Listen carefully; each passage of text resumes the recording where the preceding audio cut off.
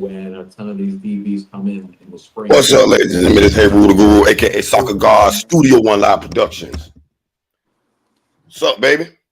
What up, studio? AKA Soccer God, Studio One Live Productions. Uh-oh. We got my little background thing going. Hold on. About to get your ass cooked right now. Let me change some sound here. What's up, family? How y'all doing today? Y'all couldn't join the show, you know. Watch Cuban, embarrass studio. Line one. Line one. So what do you think about the games this weekend, Cuban? Beck is not a first round pick. Ewers, they talking about that nigga. Let me clean my language up. They're talking about he might transfer. Quinn and yours? Yep. Oh. Eli, what was that motherfucker's name? Peyton Eli, what that motherfucker's name is? The kid, Archie Manning. Archie Manning, yeah, he looks good against fucking UAB and all these other schools, but when it comes to big boy football, he looks pretty average. Kentucky is better than Florida is better than everybody expected. And I know we're going to get into the debate about this, but my expectations for the Canes were to play like they played against Florida because Florida is actually a good team.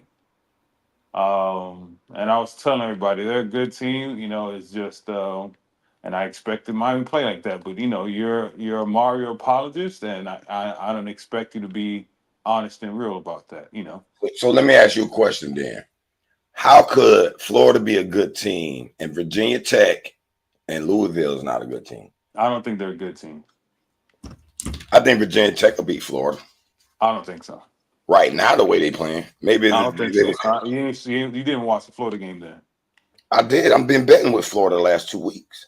Yeah, well, if you saw that Florida game, they are. I mean, they still gonna fire Buddy. It's fucked up because he's not.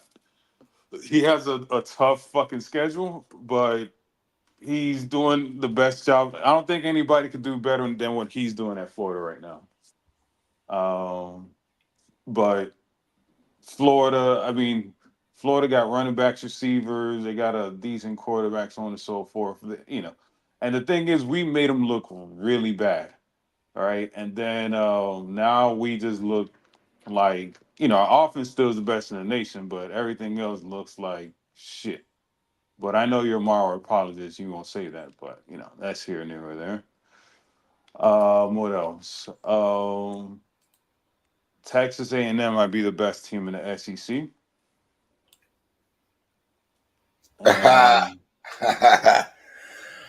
What would make you think that?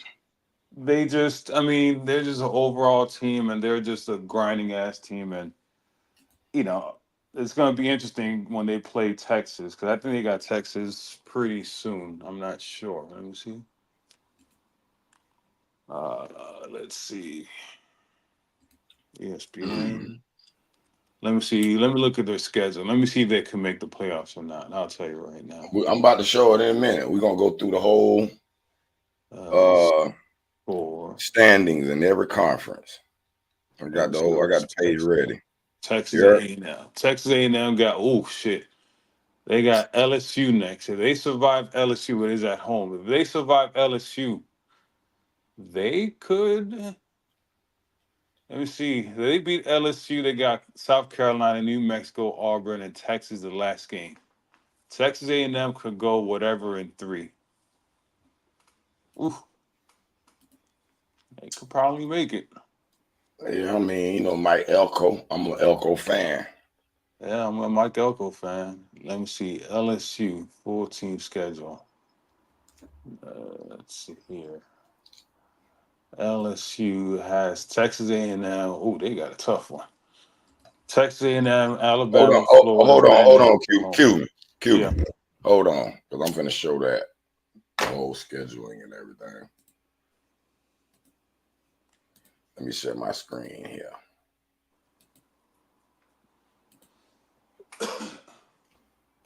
And I rewatched the game again, sir. Okay. Anything you picked up that you didn't see the first time? 78's the best offensive lineman we have. 28's the best running back we have. Our defense, I don't know what Mario or whomever is responsible for the defense.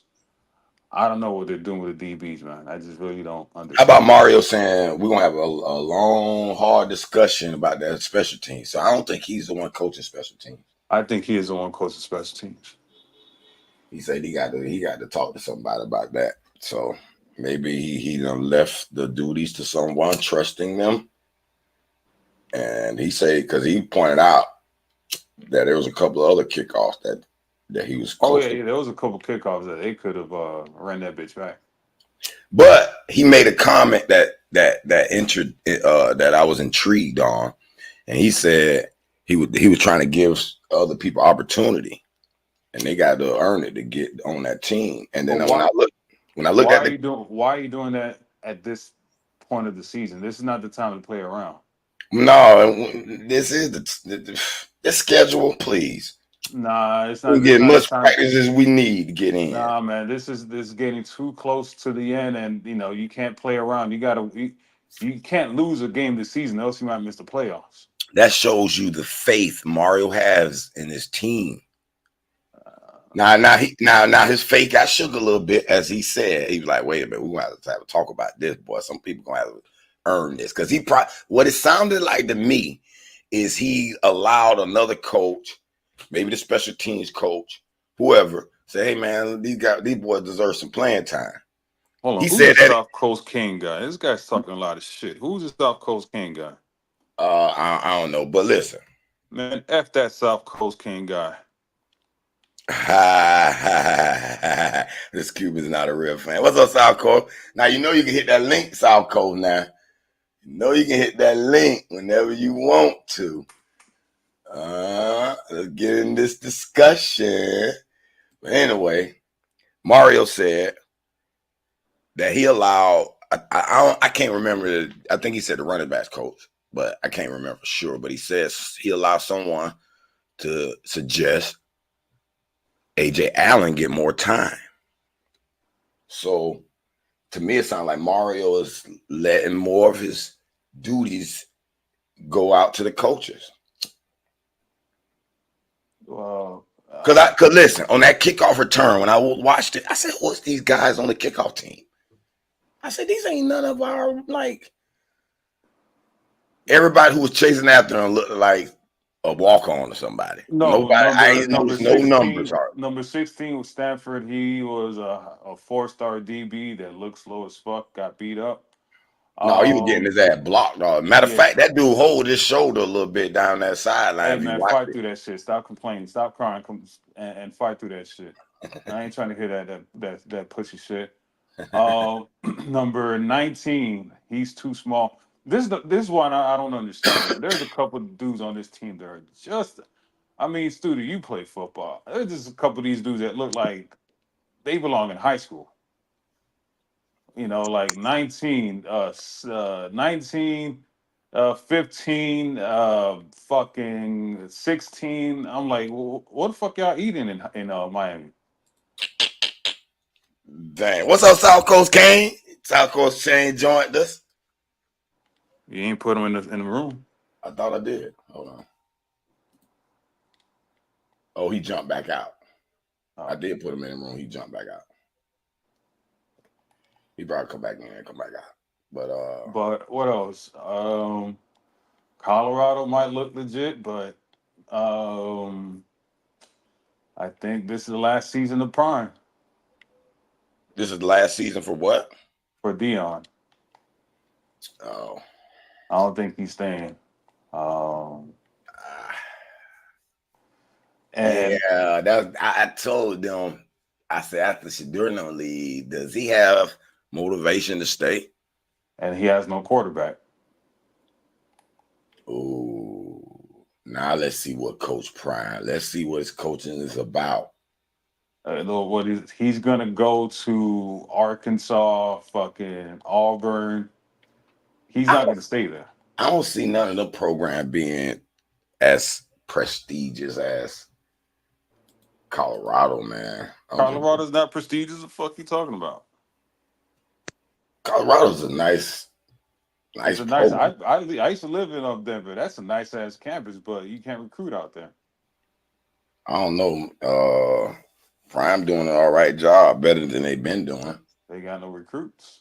South Coast Kane, what's up, baby? How y'all doing, fellas? Doing great. Who's this? South Coast? Hey, how you doing, man? Have I heard from you before? Who are you? You got a channel? Well, Where you from? I'm a first time viewer, long time caller. I just want to say this Cuban guy, he's not a Miami fan. He's a hater. Yeah, I'm a hater, and I'm giving You a 78 hater. props. I'm giving 78 props everywhere I can. Nah. 78's our best. I saw the game again, and 78 is clearly our best offensive lineman. Think so? Yeah. Yeah, he is. Hey, how about we shuffle our line like this?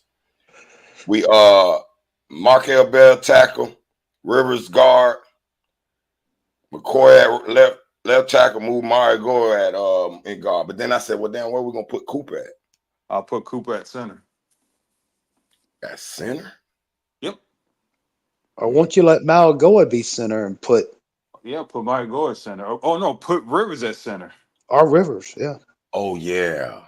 Oh, Put Rivers at center. So did y'all hear that? We got all kind of ways we can kind of shuffle our line, and you know, if stuff gets a little hectic, we got some options. Yeah. Y'all kind of believe our line is kind of not doing up to par. Okay, I'll give y'all. They're not elite. They're good, but they're not trash and they're not bad. Because we wouldn't be 7-0 if we had a bad line, bro. Well, again, you keep hiding the fact that Cam is hiding a lot of bullshit. That's one thing you're misrepresenting there, sir. You don't think Jalen Milrose is doing the same for his Alabama team? No. Please, you better go watch. I wish we had Alabama's offensive line. Oh yeah, exactly. I don't think you do. I don't think you do. Did you see what Vanderbilt did to Alabama's line? Vanderbilt's a powerhouse. Did you see what South Carolina did to Alabama's line? I don't know now. Oh, before we keep going, Jordan, I'm proud to see you here because I was scared for you last night with LSU for a second there. Yeah, they pulled it out. Everything's good. Like, They 6-1.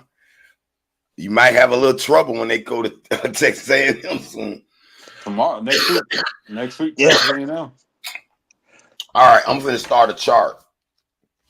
This is I'm right, you're wrong. So we got to figure out who's going to be right and who's going to be wrong. So I'm going to write down a little chart with all y'all names. So by the end of the show, you got 50 minutes before the poll drops. Okay, cool. So we got to have that. Well, we can do that now. Y'all think Texas and Georgia are going to be ranked higher than Miami? Ooh, Georgia is. Texas. Is Texas going to go from 1?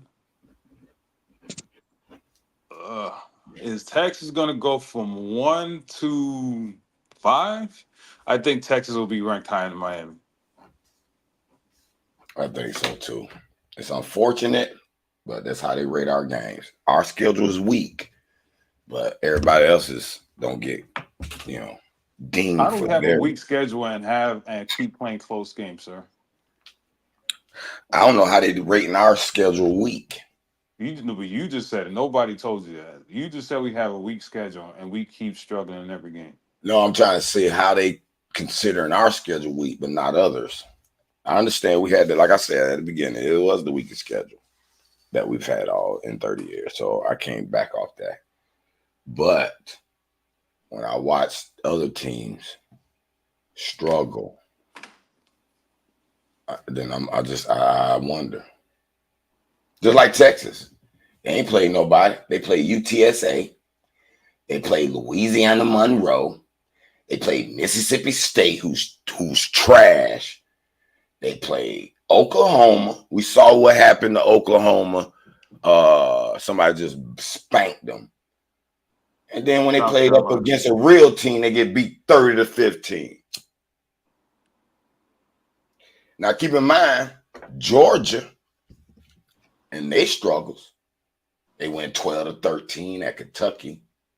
Alabama looked like a world beater on them for 3 quarters. Then they made this miraculous comeback. They beat Auburn, who ain't that good. They beat Mississippi State 41-31. How did they allow Mississippi State to score that many points? I don't know. Okay, they were up for this game.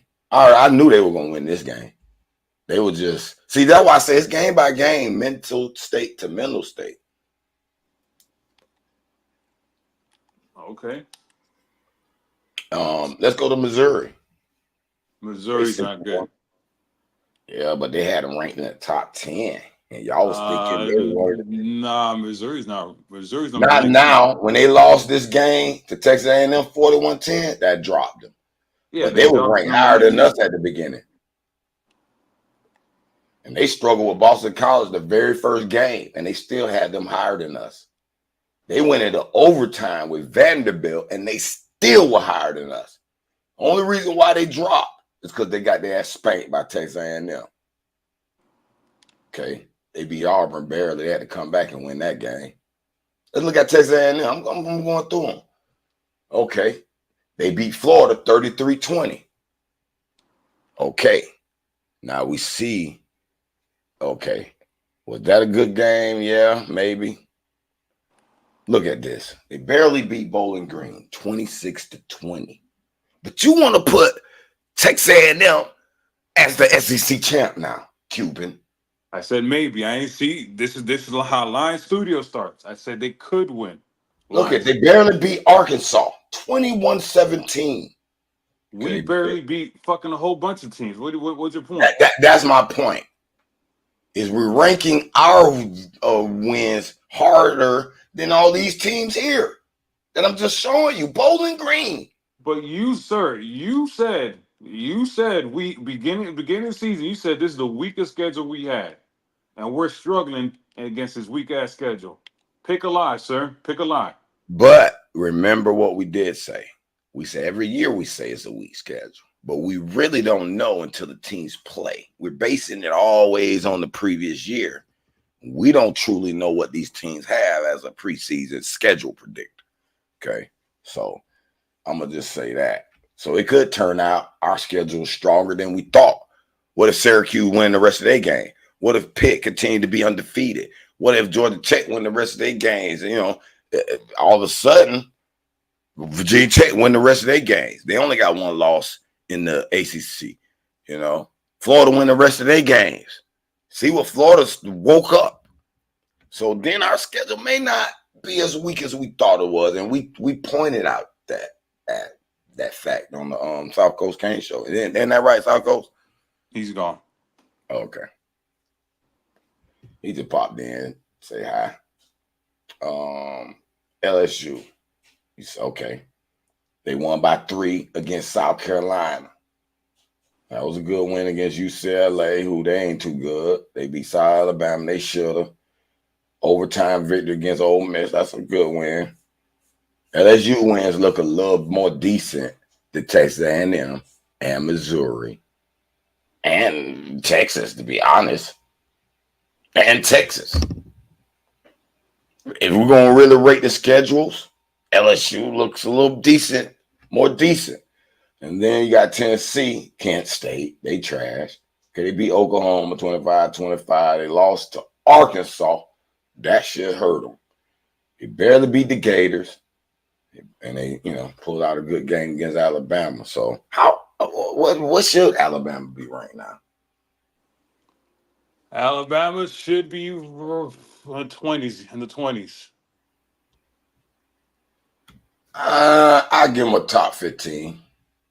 No, fuck no. They barely beat South Carolina, right? That should have been a loss. They should have lost to South Florida, right? That should have been a loss. They lost, huh? Go ahead. I ain't mean to interrupt. They lost to Vandy. They lost to Tennessee. Nah, man. Treat them like, if we would have had these 2 losses, we would be fucking ranked number 50. We wouldn't be ranked. Yeah, we That's wouldn't be how they. ranked. That's how they treat Miami.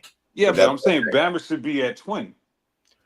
they're not gonna rank Bama like they rank us. Like I for know, example, but South I'm Carolina saying, got to me. They the best 4-3 team out there. They lost a 3 points to LSU. They wouldn't have lost that game. They wouldn't have lost their starting quarterback. right? Okay, they beat Akron. They lost. Okay, Ole Miss beat them 27-3. But then they lose to Alabama by 2. They go in there and beat Oklahoma ass 35-9.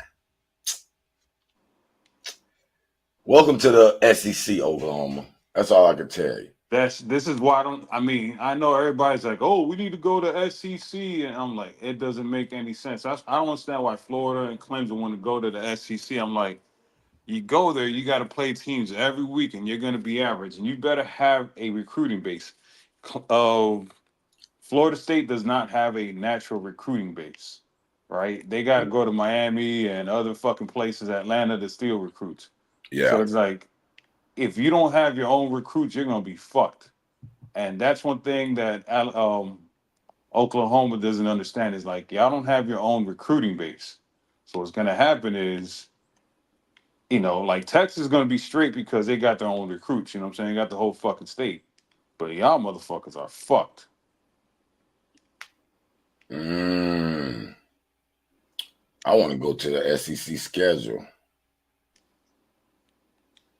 Oklahoma's going to be like Mississippi State. They're never going to be good in the SEC. There's some teams that need to kind of wake the fuck up and say, we need to go back to our conferences. UCLA, Washington, USC, who else?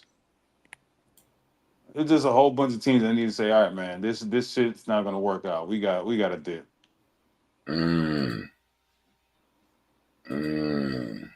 My opinion.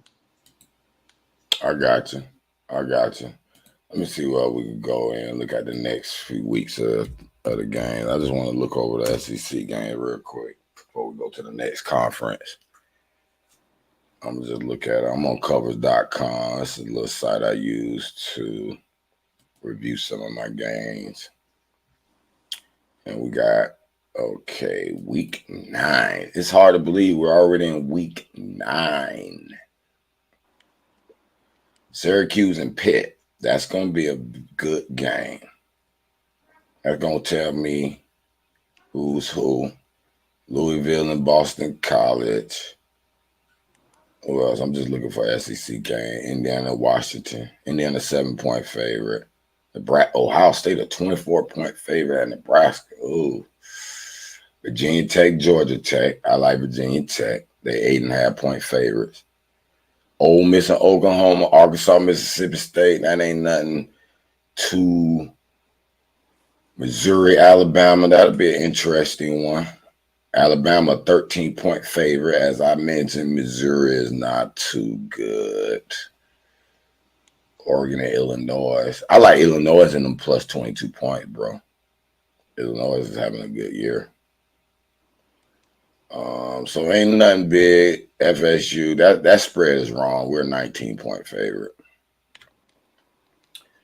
LSU, Texas A&M, you mentioned that. That's going to separate. It's going to separate. LSU got to go to Texas A&M. I just think LSU body of work look a little better than Texas A&M, bro. Look, if I go and look at Texas A&M, even though they don't won 5 straight. So who the fuck did they lose to? They lost to Notre Dame. Oh, okay. Okay. Who is streaky? One day Notre Dame could be this juggernaut, and then they lost to Notre Dame 23-13, which was a good game. They fell apart in the fourth quarter. And it was the first game of the season. Yeah. They got their shit together against Mid State, little practice game, then beat Florida ass. Florida was still weeping from our ass, just dismantling them. But when I look at the body of work, okay, Florida, Bowling Green, Arkansas barely. Okay, that Missouri game was, I don't know what happened. And then they beat Mississippi State. Well, now Mississippi State, that's 2 straight games. They only lost by 10 against Georgia and Texas A&M. So it looks like Mississippi State, they started out sorry as hell, and they're trying to get themselves a little better. They've improved. And then you look at LSU, they won 5 straight against South Carolina, UCLA, South Alabama. Okay, Ole Miss should have had that game. And they beat Arkansas by 24. But Texas A&M just struggled with Arkansas and only beat them by 4. So, to me, the body of work tells me LSU is a better team. Probably more physically imposing. This is what? Brian Kelly's 2nd or 3rd year? 3rd year. I think same thing as Mario. Okay, so I think the coaching continuity gives them the advantage. And you know what? I'm marking that down, man. LSU underdog too. They're gonna give us plus points for them. Oh yeah. Against Texas A&M? Hell yeah, they underdog. Give me LSU. Give me LSU. They +2 and that plus 118. They're gonna. I think they just body work. Now if Texas A&M beat them. Now it don't have to be a blowout, but if they beat them nice and good, that will like convince me what you're saying, that Texas A&M probably is going to challenge for this SEC title. Because the last game is Texas. If they clear this game, they got Texas, and that could be for the SEC championship game. Guess who else I like? Who? Vanderbilt? Cincinnati Bearcats. So do what? Over beat Colorado. They're underdog too. No, I got Colorado. Man, I like Cincinnati Bearcats. I've been watching them. I'm not just pulling that shit out of my ass. They barely beat sorry ass UCF. Whatever. Game by game. Mental state to mental state. Oh, let me go in week 10. I just want to look at the SEC the next 3 weeks, see if there's some major matchups that's going to change the landscape of the SEC. Auburn, Vanderbilt, that's nothing too important. Okay, Kentucky, Tennessee, that would be a good game. Even though Kentucky is not in it, can Tennessee continue? Because they can't slip up too many more times. They got 1 loss already. Another loss will hurt them also in the eyes of the voters because they barely winning now. They're barely winning. Syracuse, Virginia Tech. That's going to be an interesting game for the ACC. Miami Duke. Ooh. And then you got Ohio State, Penn State. Penn State is a 4.5-point underdog as of now. We'll see if that change. Or The South Coast is in the back. He had technicals there. Take him. He's in the back. Okay. My bad. There you go, South Coast. Hey, buddy. All right. Y'all got me now, bud? Yes, sir. I got you. Okay. Hold on All 1 minute. right. I'm just running down this. That's Go ahead. I was trying to do this on my phone, and I guess I'm a moron, but I busted. No, the phone be hard sometimes, bro. Sometimes the phone don't open up like it's supposed to. I was trying to go on the dude show early this morning. Yeah. I need the app for the phone. That's why. If you have an Apple phone, you need the app. Android no, I don't doesn't have Apple. Apple. I know. Oh, that's what it be. Gotcha. But I'm on the patio with the laptop, so let's rock. Anything you want to say about if you heard anything we were talking about? I got back on. Y'all were looking at the some of the SEC teams. I think the Cincinnati Bearcat thing may be a little ambitious, but anyway. Yeah, you might be right. I'm gonna look at it more in depth, but over the last 3 weeks, I've been betting with Bearcats. And I've been watching. So, Jordan, you might want to whisper this one because I asked Studio. I said Texas A&M might win the SEC, but Texas A&M has LSU next. So Yeah. you might want to whisper this because I don't want the wife to hear. No, no, no, no, No, no, no. I mean, I just 'cause- told him. I just told him I like LSU, and they giving them Well- plus points. The body of work for LSU Well, proves. Go ahead. I was just gonna say I was listening to this Cuban Damas, who's not a real fan, by the way. Oh, you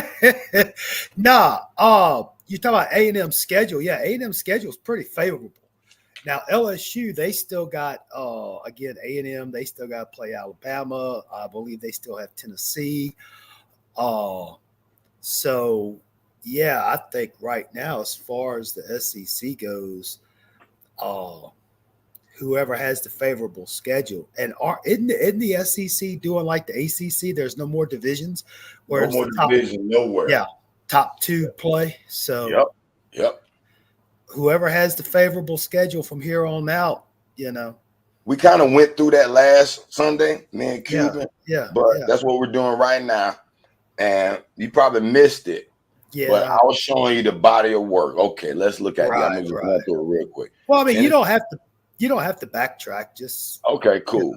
Keep going, bro. Keep going. Do All you right. think? Appreciate you. But okay, so let's finish looking at the next 3 weeks of game that SEC see if it's gonna be shaking up anything that we might be interested in. Okay, Georgia, Florida. And Florida 21-point underdog. Give me them points. Oh my goodness. Georgia is very inconsistent. I thought. Give me them points. Ain't no way Georgia offense is sputtery at best. Yeah. And an uprising Florida team whose Florida always felt like they had Georgia's number, even with Georgia being who they are. Florida ain't never scared of Georgia. I live down here. They always believe they could beat Georgia. And that's I might sprinkle some money line on that. And that would help Miami out tremendously if Florida pulled the upset. Yeah, that'll make our schedule look a lot better. Or at least, don't let Georgia cover the spread. They ain't covering that. That's a lot bet for me. Yeah. I won't give a damn. Yeah. I'm looking at it in the head of the time. Last week, I'm gonna go ahead and see third week in the future. Any more? Okay, Michigan, Indiana. I like Indiana. That Florida, Texas could be interesting too. Yeah, I'm watching Florida the remaining of the year. Georgia, Ole Miss. That could be a good one too. Georgia right now 6-point favorite. We'll see if that changed depending on the Georgia Florida outcome. And then we got. I might get booted from this channel, but I gotta ask. Texas Tech right now 4.5-point favor on Colorado. I like that too. Dude, I got a question. Does Michigan keep their coach at the end of the year? Oh, that's a good topic. I've been wanting to talk about this. Ooh, I don't know yet. It's looking. They're gonna lose about 2 more games, in my opinion. So, You want my honest opinion? yeah. And we've had this conversation already. So Cuban probably knows where I'm going. Yeah, you probably know where I'm going. Again, we talked about, I don't mean to hijack the show, but to answer the question, I think Michigan fires him and seriously entertains Mario. That's where I was going. You think Mario want to go up in that cold weather? Hell yeah, that's what he wants. He wants that money's going to keep him nice and warm. Oh yeah. Wait a minute. You think Michigan gonna offer him more than what he's getting now? I would offer Mario about 15. Wait a minute. The non-recruiter, the one who can't develop, you gonna pay him? Okay, you're forgetting about the hype. You're forgetting about the hype, right? No, hype. buddy. He's gonna have this is the Mike Norvell situation that's gonna happen. He's gonna get all the hype, right? And everybody's gonna go at him. Everybody. And Mario. Well, why didn't Norvell leave FSU? Because Florida State gave him $100 million contract. Okay, you don't think Miami's gonna match that? I don't know. They already done showed you that they're gonna open Well, up the books. Yeah, Miami don't have money like that. You keep forgetting. Miami don't have money like that. And they don't have Cam next year. All All right, so we're All right, now we the prediction. SEC. We're done with the SEC. Okay. Who do y'all have going to the playoffs out of the SEC? Oh shit. Let me look at the schedule again. Look at the rankings. Come on, you're on the clock. I got Texas. Who's going first? Georgia. Who's going first? Who's going first? Line one. Who's going first? Line one. You go first, Cuban, because you've been here longer and you've been discussing the information more. South Coast might need it. I got Texas. Yeah. Georgia. Yeah. LSU. Yeah. Texas A&M. Okay. And I got a fifth, and that'll be Bama or Tennessee. Yeah, I would agree with that. Okay, so you got 5 SEC I got 5. teams making. Yeah, I got 5. Oh, yeah, easy. Ooh. As of right now. now. Hold on, let me mark this out. Okay, you got an SEC champ, ACC champ, Big 10 champ, Big 12 champ, right? Group of 5, right? Right. So 1, 2, 3, 4, 5 at auto bids, and you got 7 at large. So Bama pretty much ate up 4 at large bids, huh? Out of the 7. I think. I mean, wow. they're going to rig it to where they're going to get 5. You're wrong, Cuban, on this one, but South Coast, you want me to go first, or you want me? Honestly, Heru, I'm kind of in agreement with Cuban. I think Alabama gets in because they're Alabama. If Alabama doesn't lose any more games, but if I don't want to hear that. If Alabama, they're going to lose another game. So now, do you want to make your decision based on that information? I was going to say, if Alabama stays undefeated the rest of the season, which is going to be hard, because I think LSU can beat them. Alabama gets in if they stay at 2 losses. Yeah, they stay at 2 losses, they get in. We're not doing anything else, y'all. We're just predicting it. As of right now, enough football, y'all should know who's gonna win these games now. I mean, as of right now, yeah, I would say exactly what Cuban said. Now, y'all want to see Alabama's schedule? They got hold on, I'm gonna put it up on the screen. They got Missouri, LSU, Mercer, Oklahoma, and Auburn. So they have to get past the next. That's the easy path. They got to get through it. If they get through LSU, then yeah. Yeah, they get through LSU, yes. But then the funny thing is, if LSU loses, then LSU might be out. Right. I need y'all to pick a team. All right, so I'm picking 4. You can't. All right, I'm picking 4 teams from the SEC. So you all right? So you taking Bama and Tennessee out? Gotta take them out. So we get a point for each team we get right now. So we Texas. So for sure, I got Texas, Georgia. Yeah. LSU and Texas. The toss-ups are going to be Texas A&M, Bama. If you want, I'll go through the schedules of LSU, Texas A&M, Bama. All right. So this is Alabama schedule, like you said. At home to Missouri, LSU. Oh, so they only got maybe 1 chance to get that 3rd loss. That's LSU. Everybody else, I think they can beat. Man, there ain't no way they're gonna play LSU at 12 o'clock. That's gonna be a prime time. Yeah, they just got it that like that. Yeah. That'll be the time because they change them. But yeah, that's all. LSU schedule real quick. Let me see how hard they remain scheduled. Yeah, they saying that Alabama. Oh, they got a rough road. You sure y'all want to pick LSU? I think LSU can finish undefeated. Honestly, I really do. They can. But look at this: Texas A&M, Alabama, Florida. We know what Vanderbilt can do to you. That's the roughest road. And I'm just saying this. It just depends on how they play A&M and Alabama. Betting view, they done covered 3 straight games, and they under is 5 out of 7. So it's good to bet the under on even. And then it's a 59 point. Look like a 59 point over and under with the Alabama LSU game. I might like that under. Mm-hmm. it's just sneak peek bets now. Y'all go join our my page, Studio One Live /com/picks. I'm gonna list the free picks. You can buy the premium picks soon. I'm working on that. But let's go look at Alabama real quick, man, because I'm intrigued on how this season's finna play out. Okay, they got Missouri, LSU. They got an easy schedule. Yep. LSU, the only hump game. Auburn, Oklahoma, all that should be done. I think we already looked at them. You say Tennessee. You said Tennessee is your questionable game. And Texas A&M the last one. All right, boom. They play Kentucky. That's gonna be a tough game for Tennessee.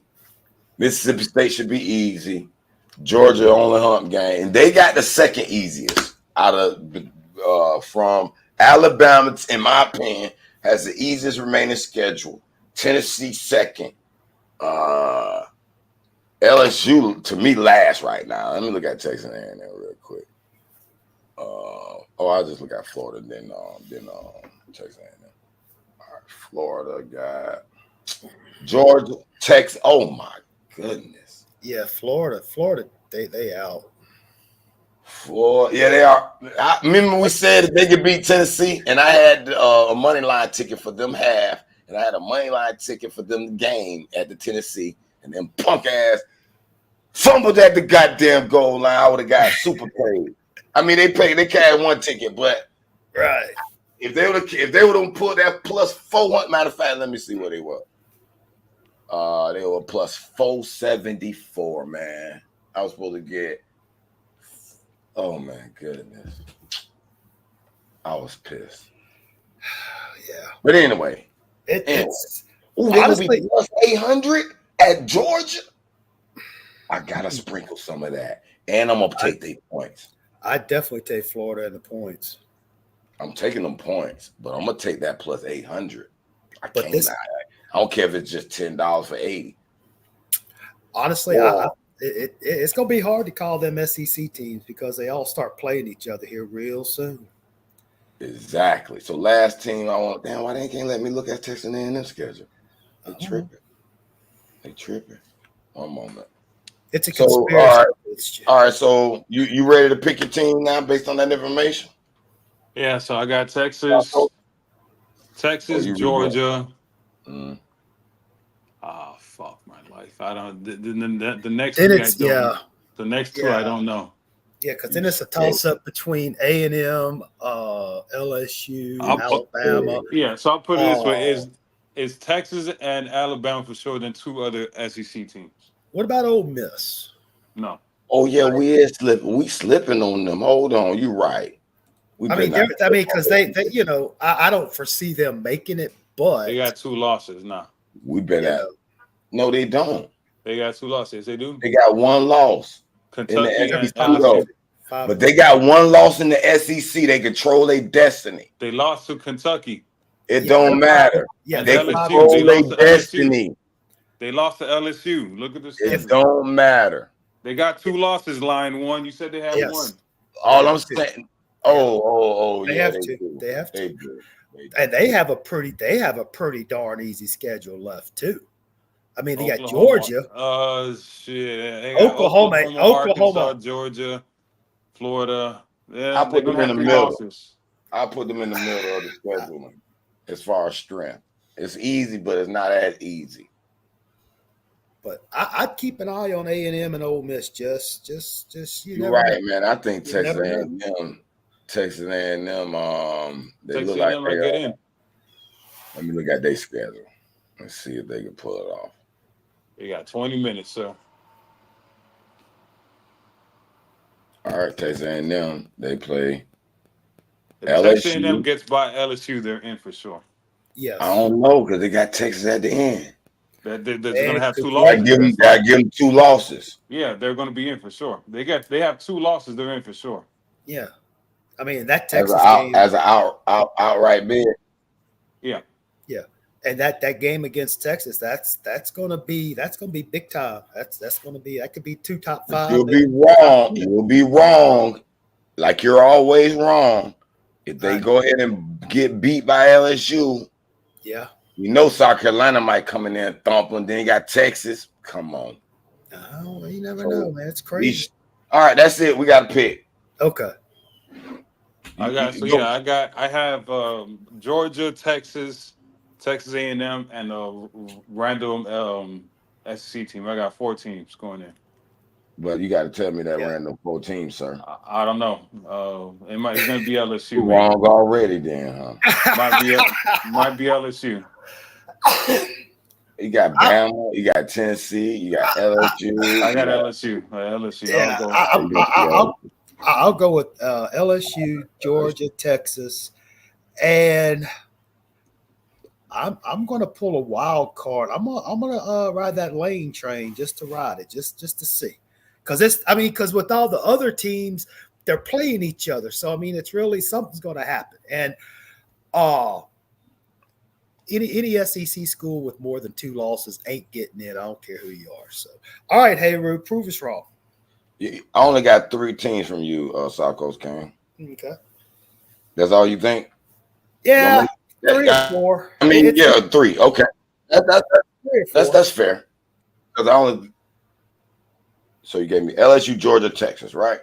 Yeah, that's gonna be 3. All right, and Cuban got Texas, Georgia, Texas A&M, and LSU. Yep. All right, boom. I like LSU. I like Georgia. Mm-hmm.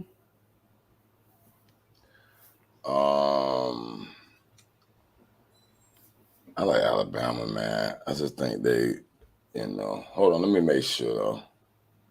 I gotta look at their schedule one more time. Did they lose 2 games already or 1? Yeah, Alabama got 2 losses. In the SEC?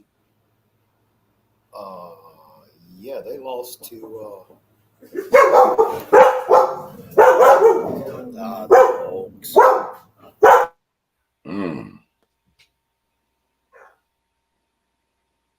He's my dog heard you. Heard your dog. Yeah.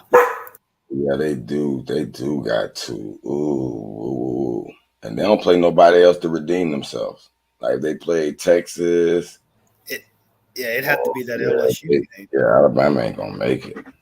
It's a wrap for them. Yep, LSU, Georgia, Texas A&M. That's it. I think Texas get left out. What? Okay. Texas? Yeah, I think they. I just think they ain't who they is, bro. Okay. I don't think they who they is, bro. And they quarterback. They talking about what's his name? Ewers, Manning. Yeah, Ewers looking shaky. Then they were talking about Manning. Matter of fact, I want to go to Texas schedule and see too.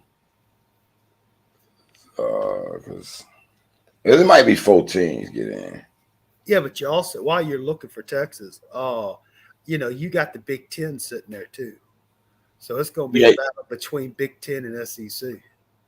And that's why I say, ACC might get 2. Might. Oh, wait a minute. Okay, they play Texas. Yeah, Texas again.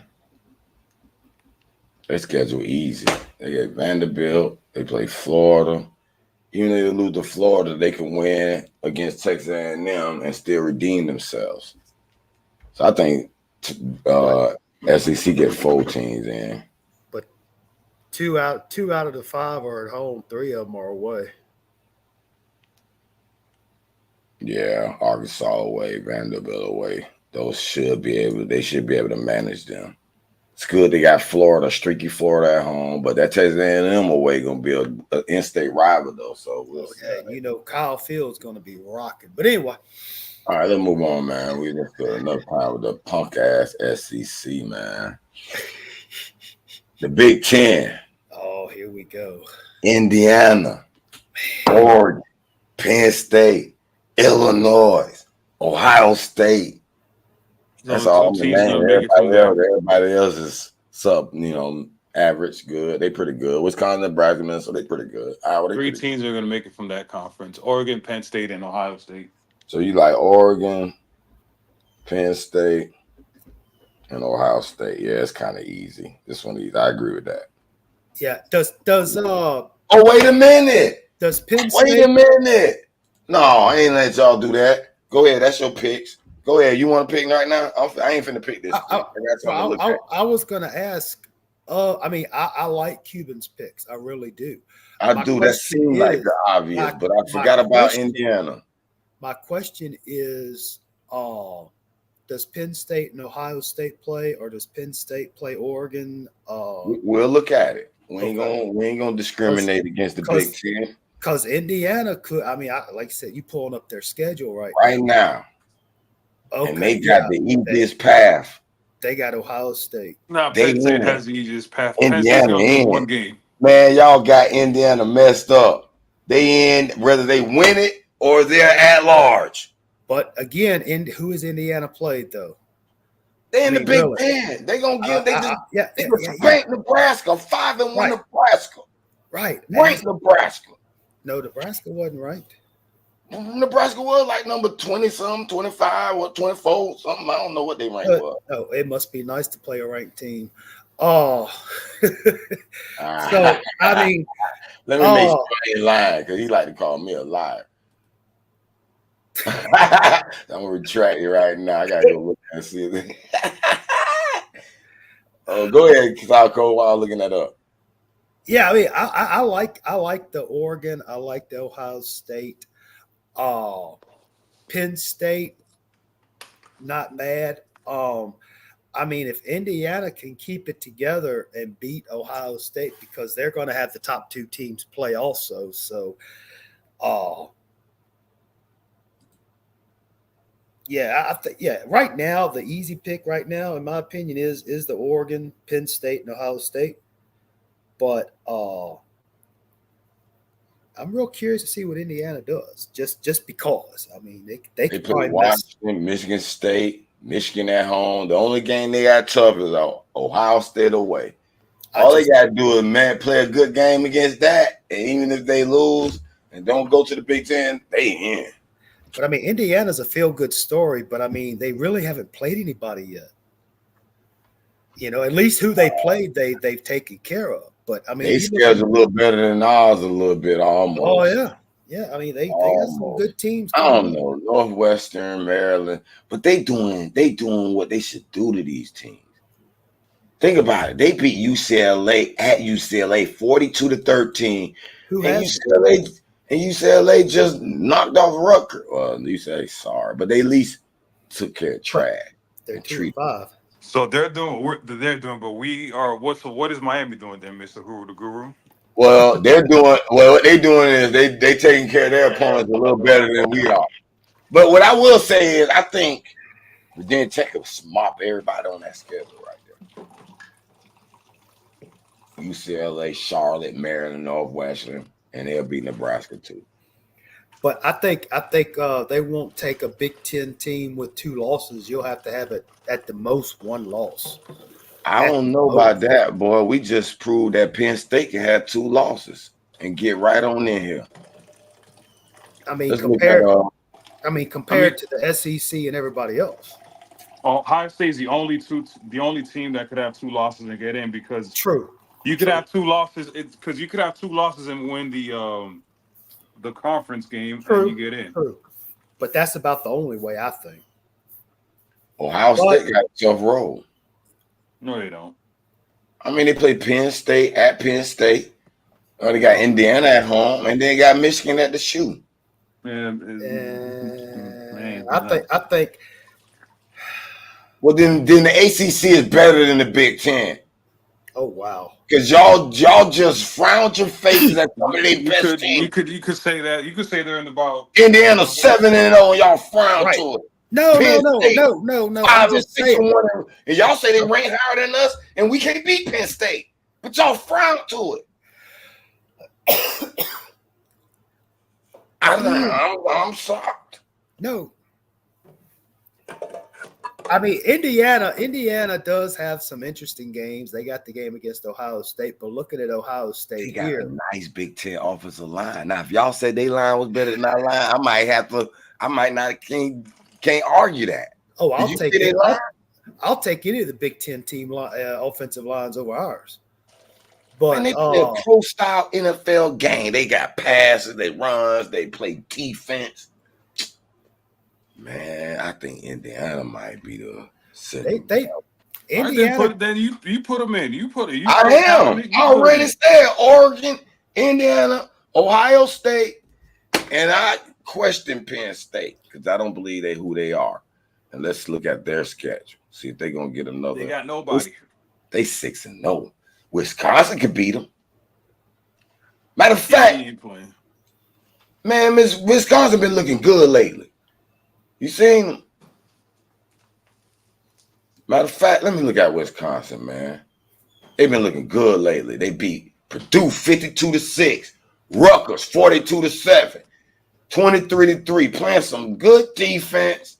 And Penn State, sorry offense, got to go this. Look, man, I like Wisconsin Badgers. They'll upset that shit tomorrow. I don't know. They lost TVD. They ain't worth a damn. They were national championship contenders. Look, with man, TVD. y'all, you know what? I'm gonna give y'all a little tip, boy. Y'all help me pull out some upset that I probably wouldn't even pay attention to. Man, Wisconsin's gonna smoke this shit, man. They ain't even let you bet the money line. See, they don't even have no money line price here. They got the +7.5. They don't know what the money line. I'm gonna look that money line up. That should be like +200 or something. See, this +14 was +440, 455. So I'm imagining that +7.5 should be +2 something. Yeah. Give me them. Okay. Penn State, who y'all play again? Man, y'all might get beat by Wisconsin. Ohio State gonna thump you.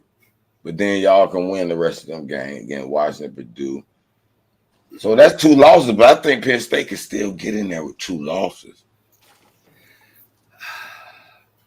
1, 2, 3, 4, 5, 6, 8, 9. Yeah, 10. but look at their. Oh, both 2 conferences can't have 4. Well, I mean, if 4 you're teams, y'all know that. Yeah. Mathematically, I just realized that 2 conferences can't have 4 teams, or it'll take into one of the. Yeah, they're gonna have 3 teams. Yeah, I can see that. I'm going with Oregon, Indiana, Ohio State. Who you like, Sako Kane? I'm gonna go with Oregon and Ohio State, and I'm gonna pull another wild. I think Indiana may make things interesting. They may. Who you like? Penn State, Indiana. I think I'm gonna go with Indiana, just as an underdog. That's all. I think they may make things interesting. All right, cool beans. All right, now we into the ACC. No shit. Here we go. ACC. I think the ACC gets if SMU, Clemson, and Miami stay undefeated. I think the ACC gets 3 teams. Yeah, in. that's the only way. If not, it's gonna get the 2 is gonna be Miami and Clemson, no matter what. Yeah. All right, let's look at these schedules then, real quick.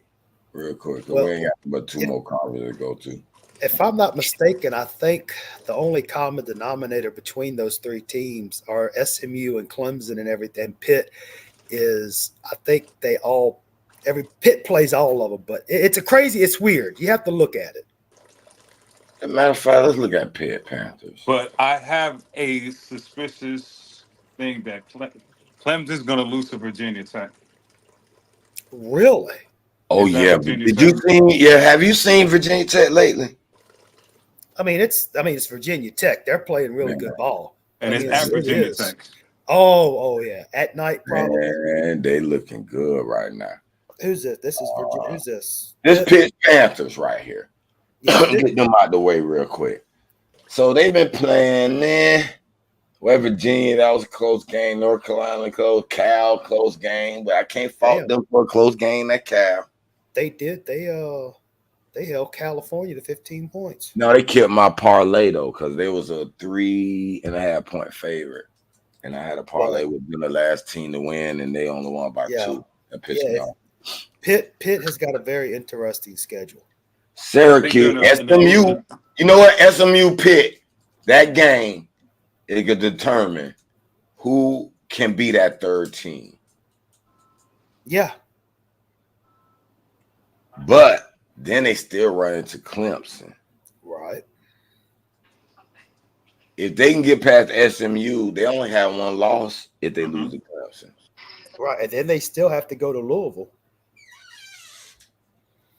You know. Yeah. That's why I'm saying. That's why I was They so got big tough. on. They got a tough road in them. Let's look at SMU. SMU had an easy schedule. Yeah, but that's why I was saying Miami don't want to have to depend on other teams for help. Miami don't need no other team for help. If they lose, they will. No, not no more. All we need is that Louisville game because Louisville didn't play nobody that's common to it. If we'd have lost that Louisville, that's the one loss that would have hurt us. Louisville, even though they got one loss, we beat Louisville. And any of the teams that beat us from here out, they'll have 2 losses. See what I'm saying? That away game in Virginia looks interesting, but at least 3 of their 5 games left are at home. Oh, it's so easy. That's so easy. I don't know, bro, because they been playing Pitt in Virginia and Duke. They go to Duke. Yeah, Duke got a nice little running back, boy. That's gonna be pretty good. He reminds me of Louisville running back. You know, light, little scatty, and take it somewhere. Yeah, number 17. Watching some of that. That looks kind of easy. Who else y'all concerned about it? Oh, Clemson. We want to know if Clemson can get there. Sorry, I had to go on mute. That's okay. What was the other topic? We talking about Pittsburgh and SMU easy schedules. But there's elimination game with Pitt, right? Yeah. Well, not necessarily, because Pitt play Clemson still. Yeah, that's the elimination game. Yeah. Yeah, that's why I'm saying Miami. Well, if they beat SMU, then the Clemson game might not necessarily be an elimination game.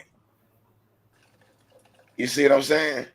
No, I see what you're saying, but they have elimination games. Miami does not. No, they don't, and that's the beauty of it. That's why the beauty and the bad part about it, because we have to win the rest of the games. Yes, we don't have to win the rest of the games. Yeah, we do. Yes, we do. Yeah, we do. Oh, yes, we do.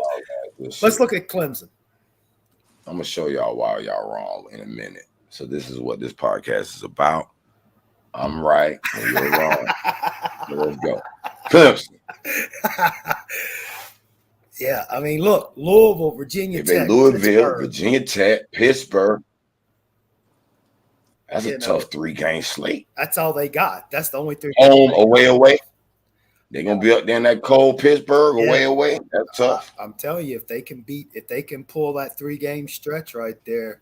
They got Clemson. They got VTech as well, right? Yeah, at Virginia Tech. At Virginia Tech. At Pitt. And that play at Pitt. I'm gonna show y'all. Let's see Virginia Tech schedule. They already got 2 losses, obviously. Do they? No, Virginia Tech got 1 loss in the ACC. Oh, hold on. Virginia Tech and Louisville are the 2 games that gives us the ability to lose a game right now. And I'm gonna show y'all. I'm gonna show y'all. I know we don't want to lose. We can't. But all I'm saying is we can still lose a game now that we beat Virginia Tech. I mean, do you realize I was talking about the log jam with 1 loss? I understand that. But no. Anyway. Okay, who's this? Virginia Tech? Everybody who be in that 1 loss thing wouldn't have a tiebreaker over us. But I don't think SMU's losing. SMU's not going to lose a game. They got it don't matter. Oh, you think they're going to be undefeated in the conference? Yeah. I won't argue that. Okay, and then they'll have to pick the top 1 loss team. That'll be between Miami and Clemson, probably. And it'll be Miami.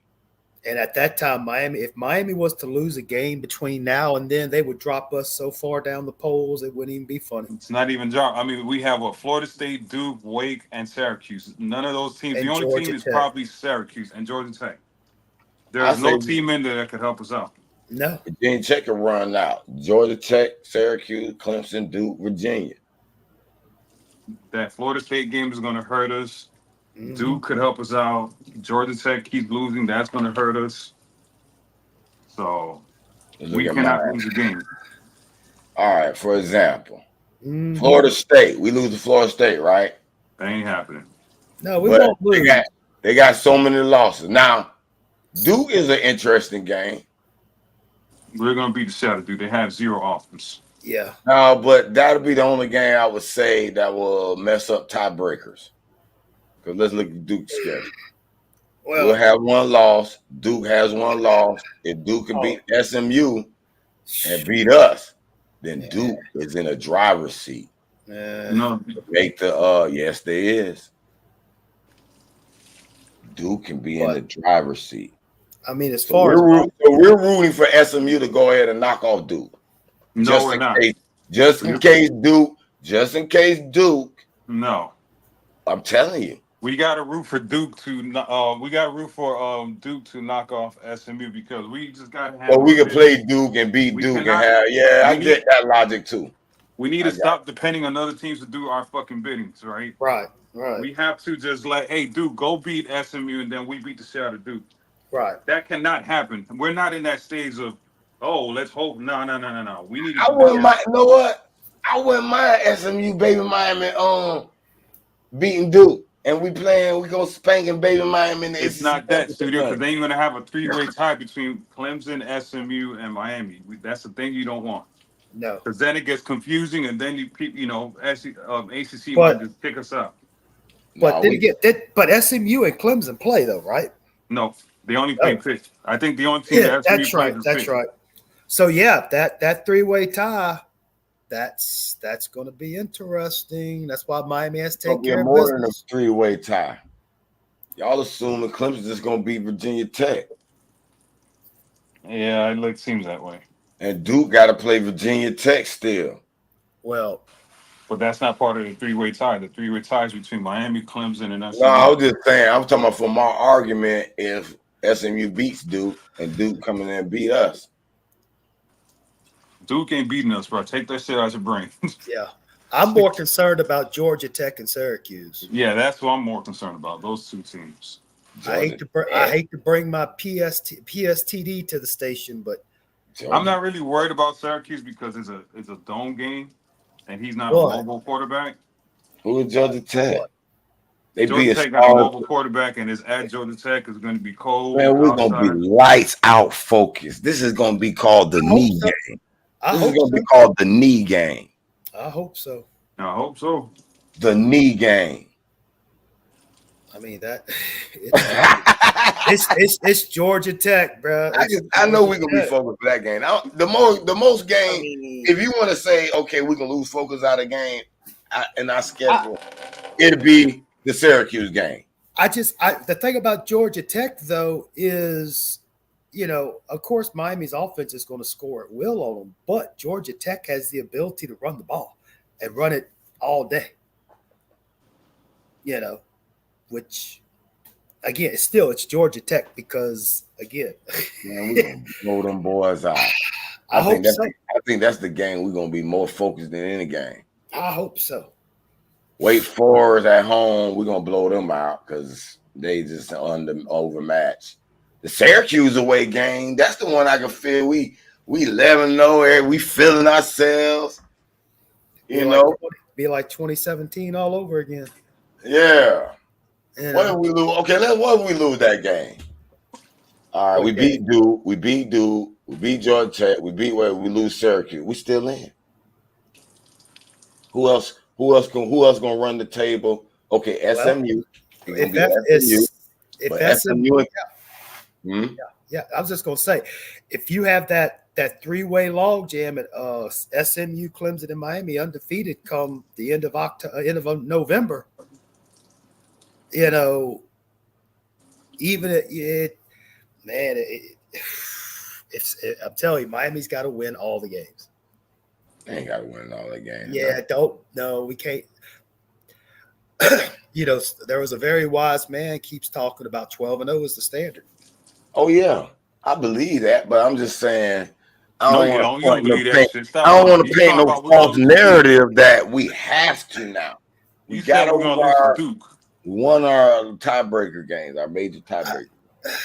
All we doing is rooting for Virginia Tech and Louisville, the remaining schedule, because they said if it is a tiebreaker, if it is a three-way tie, let's just say SMU, Clemson, and Miami are undefeated, they're going to take the two common opponents that we didn't play, each, and their record is determined. So it's going to be Virginia Tech, Louisville, and another team. We need to have a good record because that's going to be a strength of schedule. But is Clemson still undefeated overall, as well as SMU? Or they both all undefeated in the conference? Yeah. Not in the conference, but no. Okay, No, so yeah, all of them got a loss. That's what I'm saying. If But we already got an advantage in the rankings situation. Well, because again, I don't know what this screwed up ACC is going to do, but I know sometimes if the conference schedule is the same, they'll resort to the overall. No, it's not. No, based, they already showed what they going sit down somewhere. No. Well, I mean, Miami just has to come out and win. That's just it. They got to take care of business, do their thing, hopefully decide what they're going to do about the defense. Let them do their thing, and there's nothing to worry about. Wait a minute. I seen a prediction, a playoff predictor. Oh, Lord. No, that predicted Clemson winning the ACC, and we still were.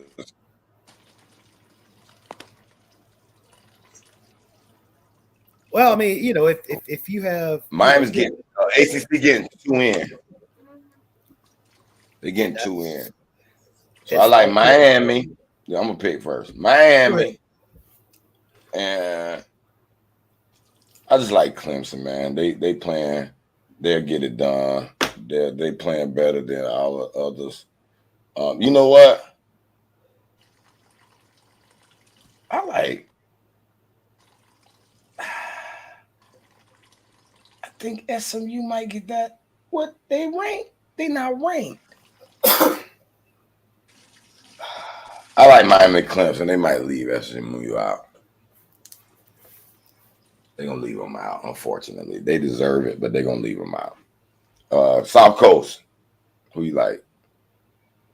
Of course, I like Miami. And there's just something about this Pittsburgh team that's kind of got me curious because it's almost like they're playing old Big East Pittsburgh football. Oh, I mean, yeah, you got, SMU and Clemson. I would never bet against them, but if I had to guess, I would say Miami, Clemson with Pittsburgh as a wild card. Okay. I was leaning toward 3 teams, but I just want to make sure I get my large bid in the group of 5, so I know. Because you got. I gotta go with 2 teams because of that. I say Miami or Clemson because Big 10, Big 12 has to get a conference team in. Right. Be at large. So I gotta say 2 teams: Miami and Clemson. Yeah, it's only going to be 2, but Pittsburgh could be one of those teams like Indiana or Ole Miss. You never know. They could make it interesting. But yeah, 2 teams. That's it. Okay, cool beans. And after we pick and we see we still got a spot left, we can go back and add, a team or whatever. All right, Big 12.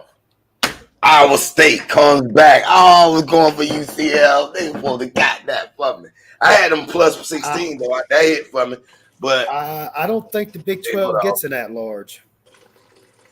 I don't think so either. I think this is just the champions going. It depends. Well, I got BYU out that conference. Yeah. Oh, You think they? So you're just picking them to win the Big 12? Now, if whether it's Iowa State or BYU, whoever wins the conference championship, yes, they're in. But if Colorado, because Colorado is everybody's favorite now. There's a lot of stuff about Colorado. If Y'all discuss this, I'm gonna get my dog situation. But they got 2 losses. Yeah, I know, but stranger things have happened. But yeah, I Big 12, just based on the other conferences, they're going to be hard pressed to get an at-large.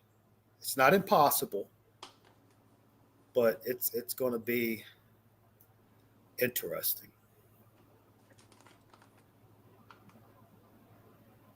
Where's Studio? Studio still here? He had to step away for a second. I'm kind of curious on Iowa State and BYU's remaining schedule. So this is the Cuban and South Coast King show now. Let's go. So we're right.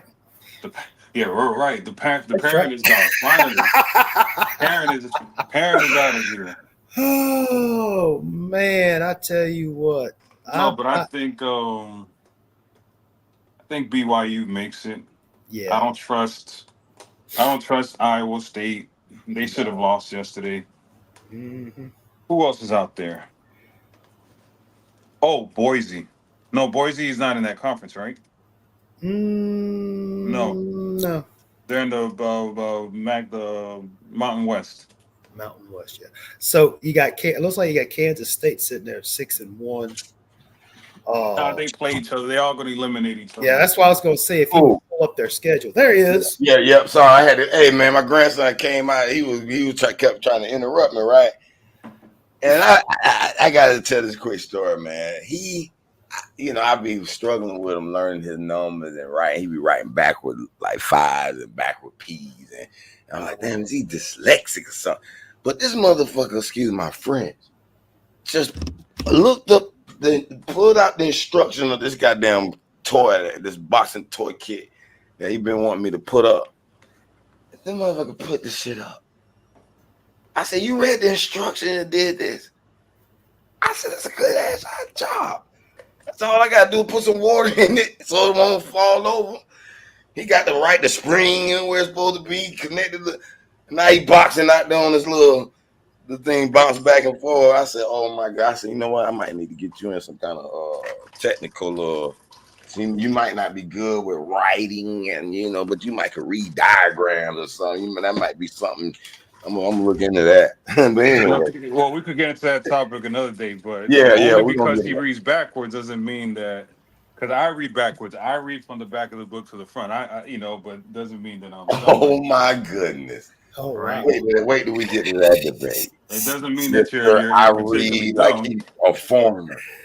Okay. So it's just the way that he thinks. So don't assume anything that he's dumb or anything. No. That was the first thing that came in my head. I wasn't just saying, yeah, he is that. No, I wasn't. No, because he could actually be a genius. He just Exactly. That's why I peeped that out. I said, oh, you a diagram guy. Because I did, you know what? I don't want to, because it's a couple times I let him watch and help me read diagrams and put up like little shells or that exercise bike. We might keep doing that. But anyway, first schedule, Iowa State Cyclones, since they the number 1 team in the Big 12 right now, 7-0. Predictive rank number 17, 7-game win streak, 4-0 in the conference. Any questions? Ooh, that's a very favorable schedule. Texas Tech, Kansas, the Bearcats. That's very favorable. Hold on, we're gonna look at them because that's one of the ones I'm predicting to upset Colorado. That's no big feat. Utah, Kansas State. Kansas State 19. Seen what they did when they dumped Colorado now. We're going to get to them. Well, based on this, what y'all think Iowa State? Where they stumble at? They could run the table. All right, let's look at Texas Tech since they're the next game. Let me look at their betting view first. Oh, they've been a covering machine. They done covered 1, 2, 3, 4, 5 out of their last 5 out of 7. It was an underdog upset plus money on Iowa. They've been getting over most of the time, but you've been kind of breaking even if you've been picking that over and under with them. But if you've been betting with Iowa State all year, single betting, you up, what, 5 units? 5 units, maybe? Losing twice, winning 5, you up 3, probably profiting about 3-4 units. I still like this. I'd like to have seen Jakari pull it out yesterday, but that's okay. I did too, man. I had them on this plus 16. I moved it up to plus 16. I said, no way they're gonna beat UCF by 16. But damn. What about BYU? Let me look at Texas Tech real quick. Yeah, because Iowa State played them next. They're 5-2. No, they play. Excuse me. TCU. Iowa State. Iowa State got a bye. That's why Iowa State was on their schedule next. Iowa State got a bye this week. But they play TCU, Iowa State, Colorado, Oklahoma State, West Virginia. You want to see BYU schedule, but ain't BYU still an independent? Or they in the Big? No, they're in the Big 12. Big 12.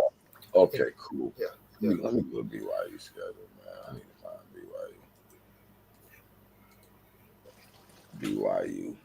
Yeah, because them and Iowa State are sitting atop the Big 12 right now. Up 7-0. They beat SMU. That's a good victory for the Big 12 in SMU. That shocked me. I lost that bet. I bet with SMU. Kansas State, they went in and beat Kansas State, Baylor, Arizona. They Oklahoma State, they pulled that one out. Oklahoma State should have won that game. I think Iowa State and BYU can stay undefeated. Yeah, they play UCF, Utah, Kansas, Arizona. Yep, I think it's gonna be them in the championship game. BYU and who was it? Iowa State.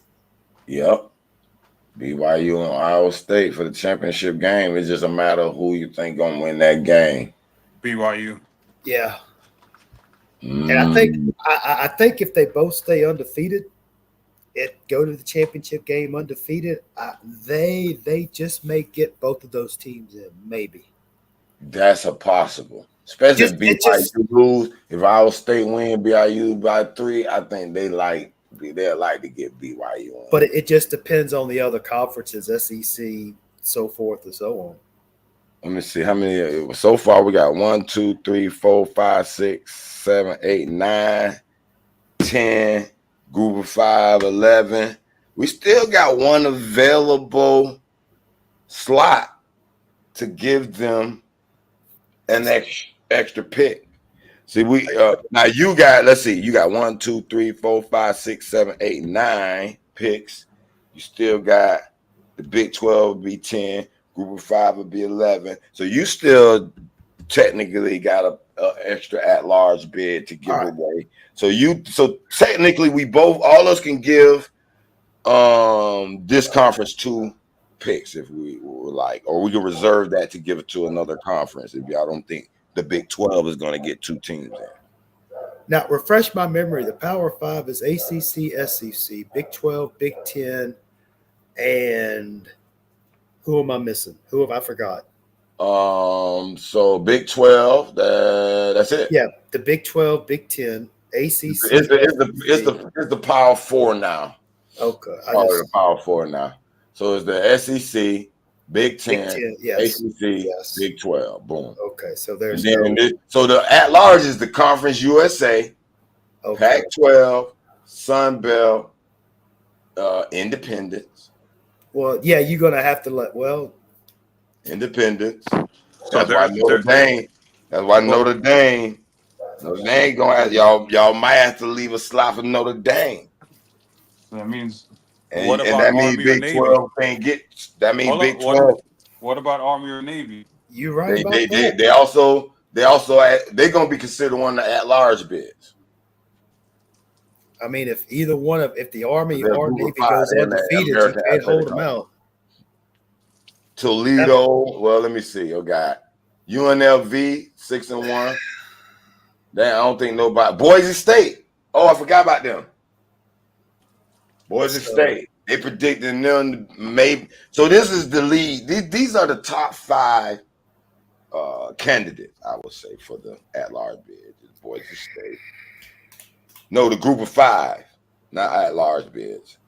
Group of 5. Notre Dame ain't considered a group of 5, y'all. They have to have one of those 7 at-large. But if Notre Dame ends the season with only 1 loss, they're getting in regardless. Then y'all have to risk. Then Big 12 y'all can't put 2 in Big 12. Is basically what this math equation is about. Yeah, Big 12 is going to get 1. Yeah. Big 10. Well, what I'm gonna do is I'm gonna look at Notre Dame's schedule before we. Notre Dame plays nobody. Yeah, they do. They got like USC left, and that's it. Probably. Yeah. They put them Army. So you got Boise State, Army as the group of 5. Oh, Navy too, because they played each other, so Navy beat them. That'll help them out. I'll put Memphis in there. They still in there. They might can still win their whole conference. And then Louisiana Lafayette. I don't.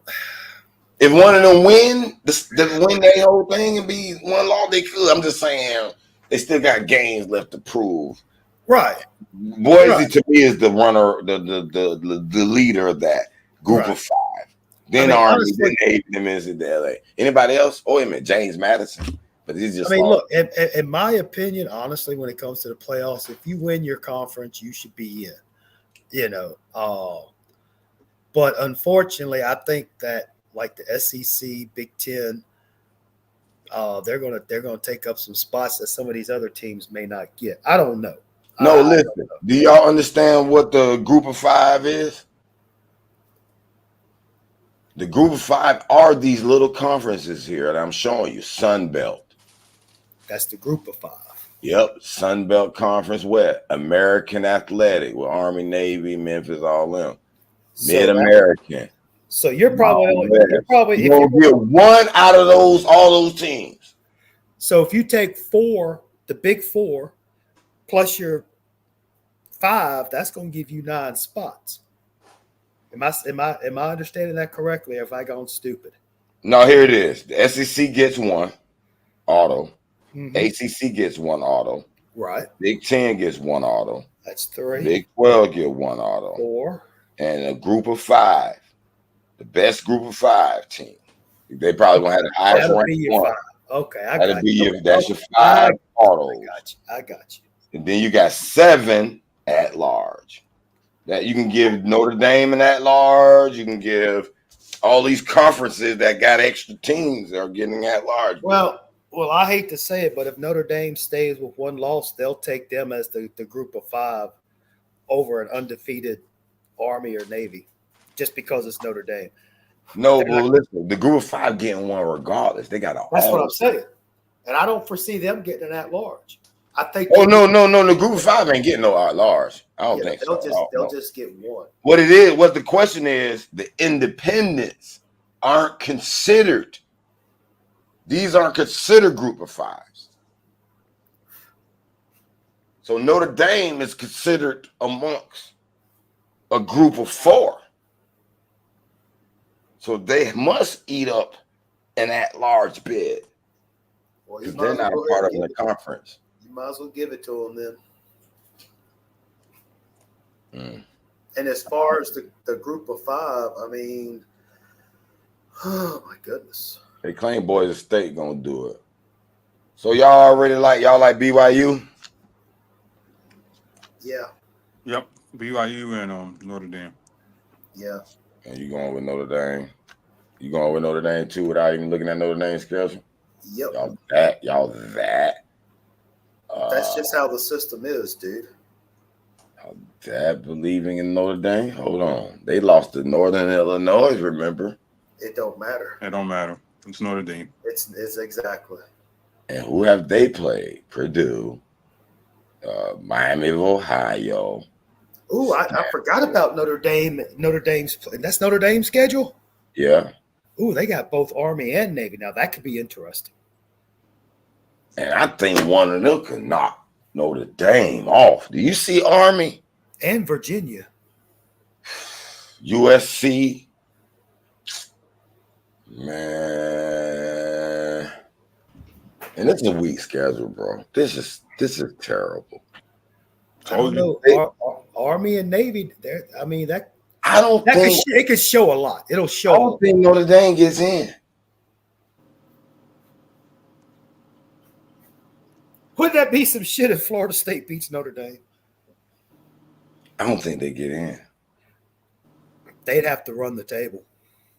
They will have to and do it pretty impressive.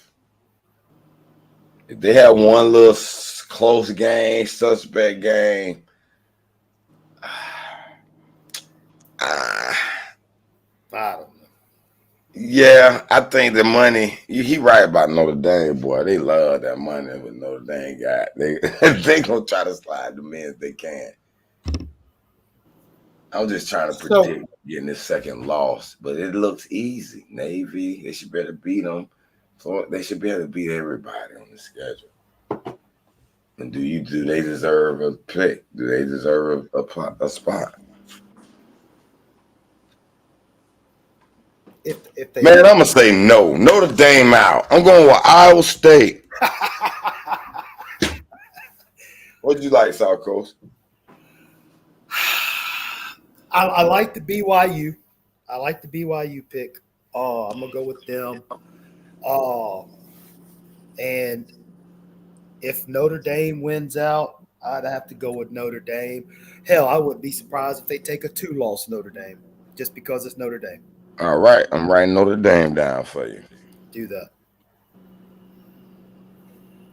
So, okay, 11. You got 11 teams, Cuban. 1, 2, 3, 4, 5, 6, 7, 8, 9, 10, 11. 1, 2, 3, 4, 5, 6, 7, 8, 9, 10, 11. Everybody got 11, so I guess we got to pick that last large bit. Boise. You got Boise State. Army, Navy. Let me look at Army, Navy, and Boise State schedule. That's what I want to do real quick. What conference they was in? It's was it the American? Mountain West. Mountain West. Mountain West is Boise, There and what's the Army? Army is American Athletic. Okay, that's what I want to see. The Big East. American Athletic. Mountain West. American. Which one is American Athletic? That's it. All right, Boise State Broncos. All right. Y'all see that good? Y'all want me to zoom it one time? No, you're good. I'm good. Okay. I'm good. All right, boom. They play UNLV. They can lose that game. It's a good schedule. San Diego State, Nevada, San Jose State, sorry. Wyoming, sorry. I think I'm liking Boise too. Yeah, they look like they can run on through that. Let me look at UNLV real quick. They might, UNLV 6-1, boy. UNLV can drop them. UNLV lost a little close game to Syracuse, 41-44. UNLV can score with them too, boy. They're 3.5-point underdog. UNLV might can drop them. They home. You and boys, they got to go to them. That's gonna be Las Vegas. That's gonna be a good game. All right, let me look at Army, man. Army Black Knights. I like their name. The Black Knights of royalty here. Let me see. Air Force, North Texas, Notre Dame, UTZ. Man, that's that big game in the neutral site. Notre Dame, they could beat that. Army is in. But you still got Army and Navy got to play each other. Man, if they beat Notre Dame, Army in. I believe. And Notre Dame will be out. If that happens, Notre Dame will fire the coach, and that's another job opening. There you go. I don't know if I'm sure Mario he's got some Catholic in him somewhere. Mario could never go to Notre Dame. I'd have stopped me. They had to open up the flood, the pot. They had to give him some part of the endowment. Well, I mean, Cam, we only have a 1-year agreement with Cam. Mm. Things So will be totally anyway. that's gonna be a good game. Army Notre Dame. Yeah. And you think Army ain't looking at that film what Northern Illinois did and another thing, man, they coming. But Army got an easy schedule. And even if they lose to Notre Dame a close game, them and Navy, let's see, can be a very big, game at the end of the year that could give them a little more boost for both. Navy got Rice, South Florida, Tulane, East Carolina. They got a little tougher schedule, boy. They're gonna probably lose one of them games. They can probably lose South Florida away. They should beat Rice. They definitely got a tough game against Notre Dame. Shit. Let me see what they've been doing. They beat Memphis 56-44, Bucknell, UAB, Air Force, Charlotte. Okay. I mean, they sure they can put some points up. That ain't impressive enough to me, I don't think. Matter of fact, let me look back at Army and see what Army did to their opponents. I just want to see what Army beat Lee, Florida Atlantic, Rice, Temple, Tulsa beat their UAB. They beat UAB more convincingly. 44-10 opposed to Navy struggling with them. So that tell me Army a better team. I'm gonna bet with Army when the Army and Navy game come out. That's them scores Miami should be having. Yeah, I agree. But, no, I think Miami team, Virginia Tech and what's the name a little better than. Okay, Boise State. So y'all like Boise State? Yeah, put me down for Boise and BYU. Okay, so no Notre Dame? That still gives me 11, right? No, this is your 12th team. I already had Notre Dame down there for you. Yeah. BYU, Notre Dame, and Boise State. Yeah, that's it.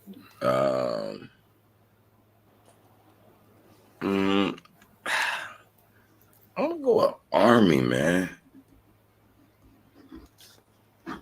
Go with Army. I think they're gonna knock on Notre Dame and be Cinderella. Yeah, even though they lose, Navy maybe got a chance of knocking off Notre Dame.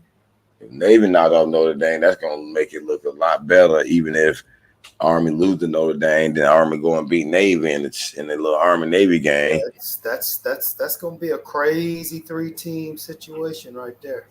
Yeah, so I'm gonna be watching that. That's gonna be fun to watch. What about you? You already said Boise. Yeah. All right, y'all got it, man. I got y'all listen, man. So I'll play our prediction. We might relive this in about 2 or 3 weeks before some of the big outcome games and see if anybody want to revise anything. Well, we gonna keep the original copy. I'm sure we will revise it. I mean, you got a lot of good games coming up in the next few weeks, Mm-hmm. Yes, sir. So, at the end of the day, I'm gonna be right anyways. Actually, keep Adamas predicting it again. I predicted 12-0. And I'm predicting this correct. Oh my gosh.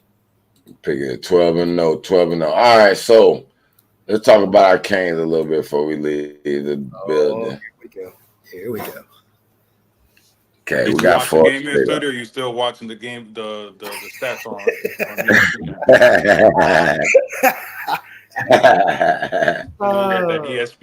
ESPN app live, ready to go, looking at all the stats. Oh man. Matter of fact, let's look at our box over here.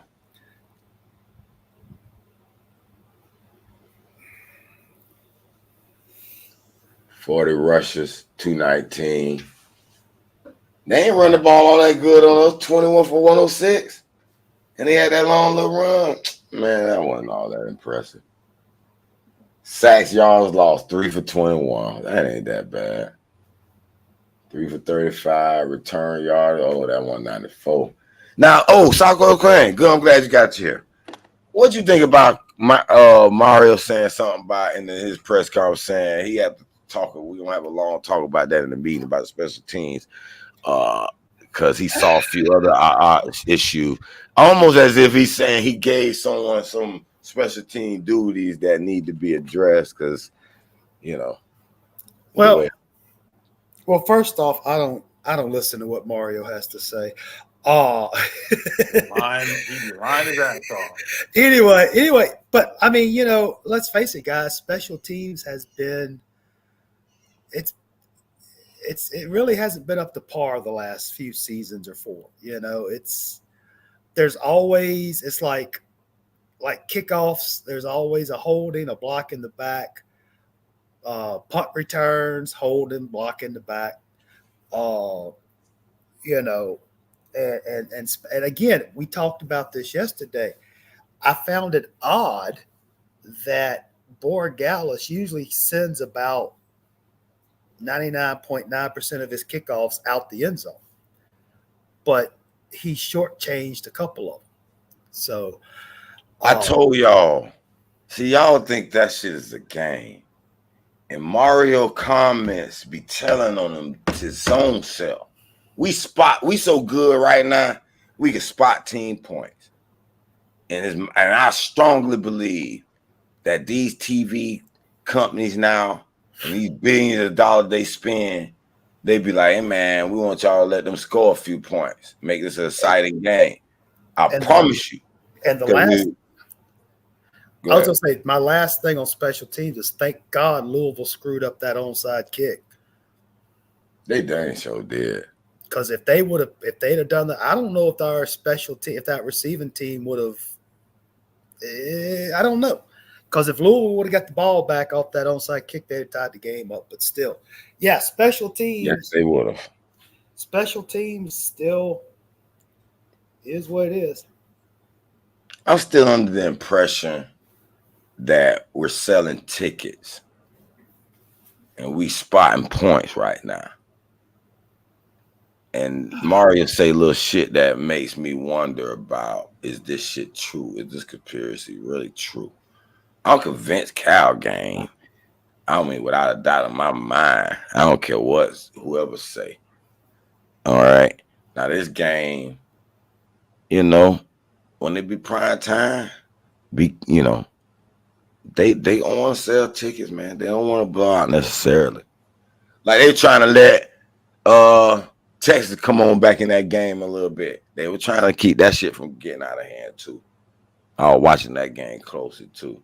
Same thing how they did Alabama and Georgia when Alabama jumped on their ass. I said, man, ain't no way this shit go back the other way like this. They be playing with that shit, and that may be, but I can only speak for Miami. But now I feel that they're gonna let it go when the playoffs go. They're gonna let it go, whatever it is. They paid the money now.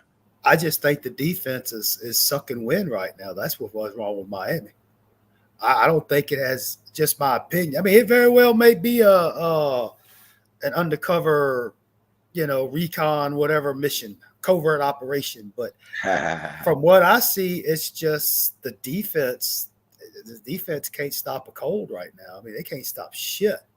Yeah, because what play that was where he ran straight up the middle, and I said, oh yeah, I saw that where it was like an RPO and everybody. Oh, dude, if you go back and watch that purposely, like y'all blitz outside so they can let them run up the middle. I don't understand why we just don't run a basic 4-3. A 4-3-4, and just go from there. Because if they start getting fancy, they leave the middle of the field wide open. You bring all the linebackers up in the line, and then it just run a 4-3 and put your ears back and go for it. I agree with you so heartily. But and just keep it basic. That's the deal now. It's unfortunate, but that's part of this college dynamics now of this NIL conference realignment, the $1 billion TV contracts, and now they can't afford to have the ratings flop on them. Well, if Miami don't get their act together, they're not going to be around for any ratings. I'm contraire frère, because, like I said, Miami is the top 10 watched team every week, sometime in the top 5. Oh, it's always been like that. So they know we sell tickets. We're one of those. If we fall in the at-large status, they're gonna at-large us. It's already been confirmed with the officiating. Don't you see when we go to the ref, they're like, "Hey, Miami got the pass." But that officiating, they let Louisville get away with a lot of stuff. I'm talking about when it's for the marbles. Usually that'll go against Miami when it's for the marbles. When they have a chance to stick it to us, okay. Throughout the game, that's different. Here and there, they got to call penalties for each other. They can't make it look too lopsided. They got to call penalties both ways. But when it's for the marbles, they usually stick us cold. But Miami has got to stop putting themselves in that situation. We're selling tickets. We're going to stop. What I'm saying is, we're going to stop. It's like with the elbow gate last year against Georgia Tech, the Virginia Tech, the targeting with Cal, the incomplete pass against Louisville. It's now again, it should even if it was a fumble yesterday. All right, let's just say it was. It shouldn't have been, the score shouldn't have been that damn close for it to make a rat's ass difference. And it just seems like been passing right there either. I'm not gonna get that coaching staff off the hook for that. I would have kept running left all day. I would the rest of the night, yeah. Just run off the left. That last little series, we should have just been pounding the ball. They couldn't stop us. We want to go 5-4 wide. I'm like, why are we throwing right now? That to me, that's the part they got to stop. That's the part to me. Dawson got to get the fuck right. When we're running, keep your punk ass running the ball until they stop it. Well, they got to stop it and want to get cute and then throw some shit. Now all of a sudden it's 2nd and 10. Now they know we finna run. Now we 3rd, and now they anticipate the run, so we only get 2, 3, 4 yards. Now we in 3rd or 6. I'm tired of that, man. Honestly, I'm surprised. If we could get the defense to straighten up, Cam could come in, get his 38, 39 points, get his touchdown passes, get his yards, and then come 4th quarter, you can let Emory get in there or something. Because I got a bad feeling the way things are going. Cam is a hit away, a sack away from, God forbid, getting hurt. If we had the defense from last year, we'll be good to go.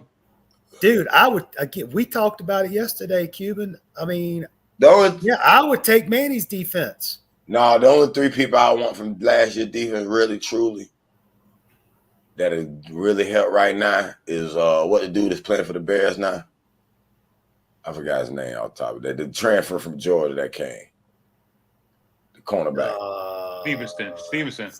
Tyrese Stevenson. Cam and right now, Tyrese Stevenson, Cam Kitchens, man, we'd be nice back there. Man, he's a hell of a recruiter, isn't he? We'll be nice back there.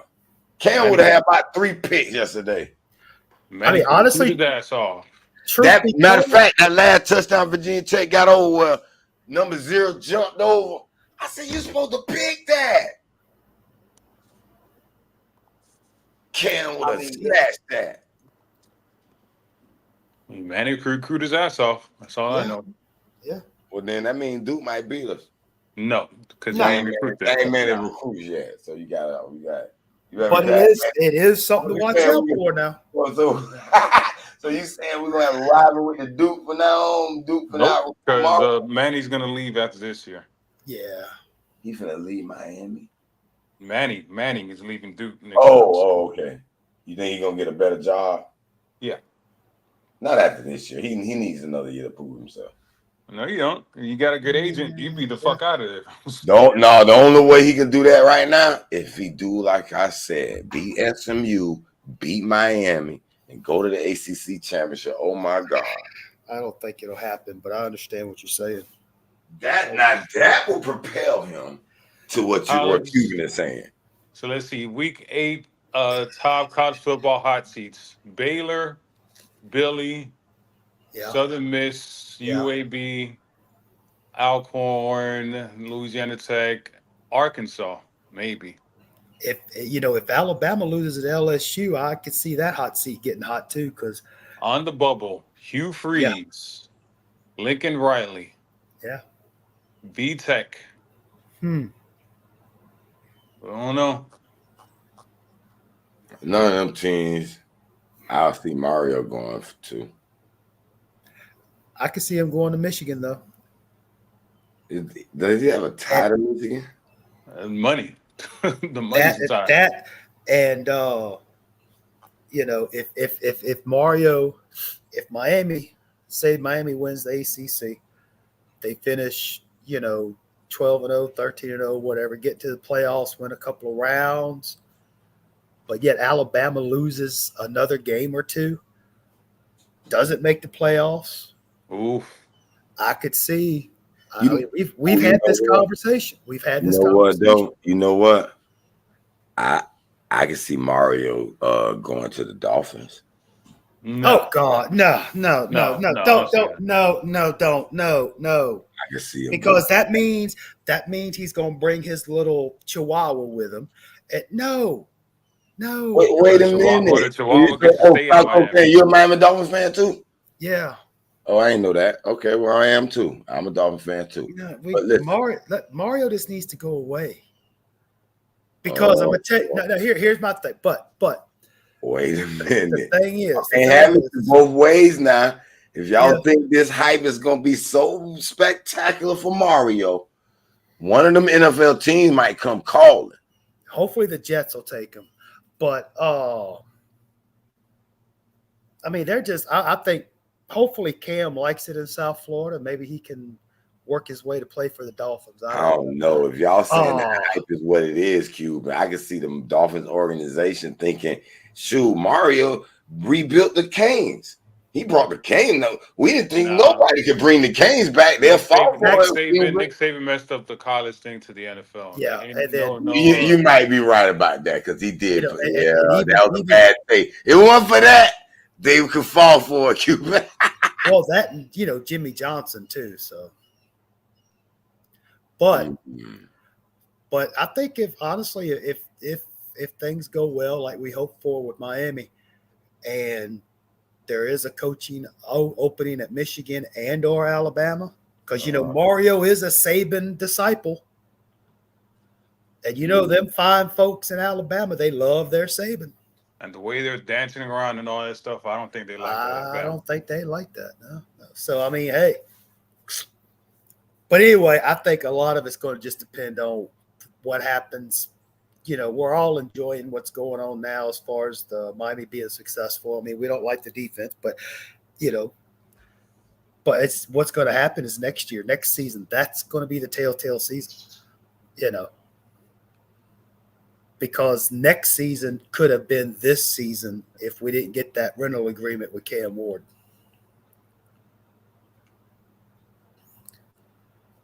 Just saying. Listen. I agree because we were predicting more like two. We were having a 2-win progression. We should have had 8 wins last year. So we was like, okay, 9-10 wins should be expected. But then we got Cam and said, wait a minute, we playing $1 million quarterback. Okay, well, now we should win 10-11 for sure. And then we start getting in the hype and, start looking at it. We're like, wait a minute. we should win we should be undefeated. We ain't accepting nothing less. We're gonna hold them accountable now.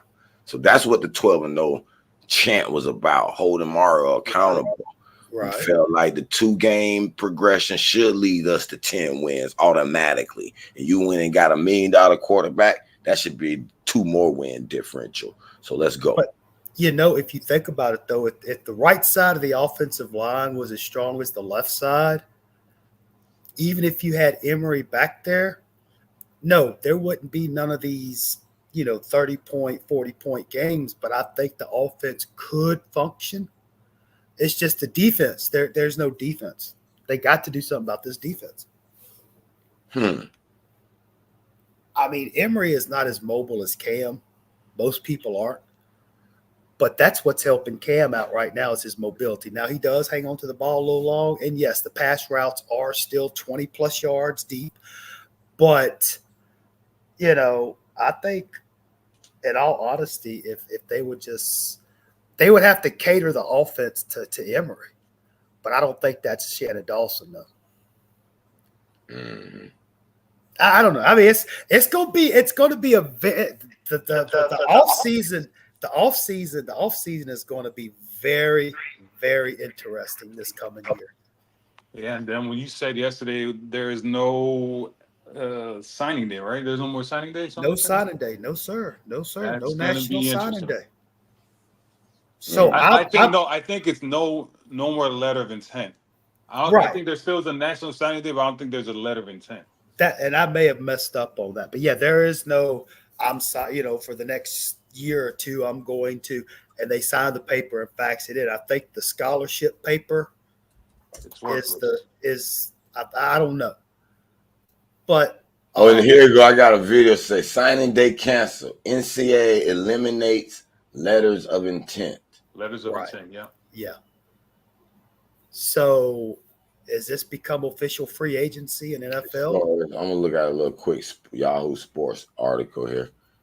NCAA moves to ditch national letters of intent, shortens transfer windows in football and basketball.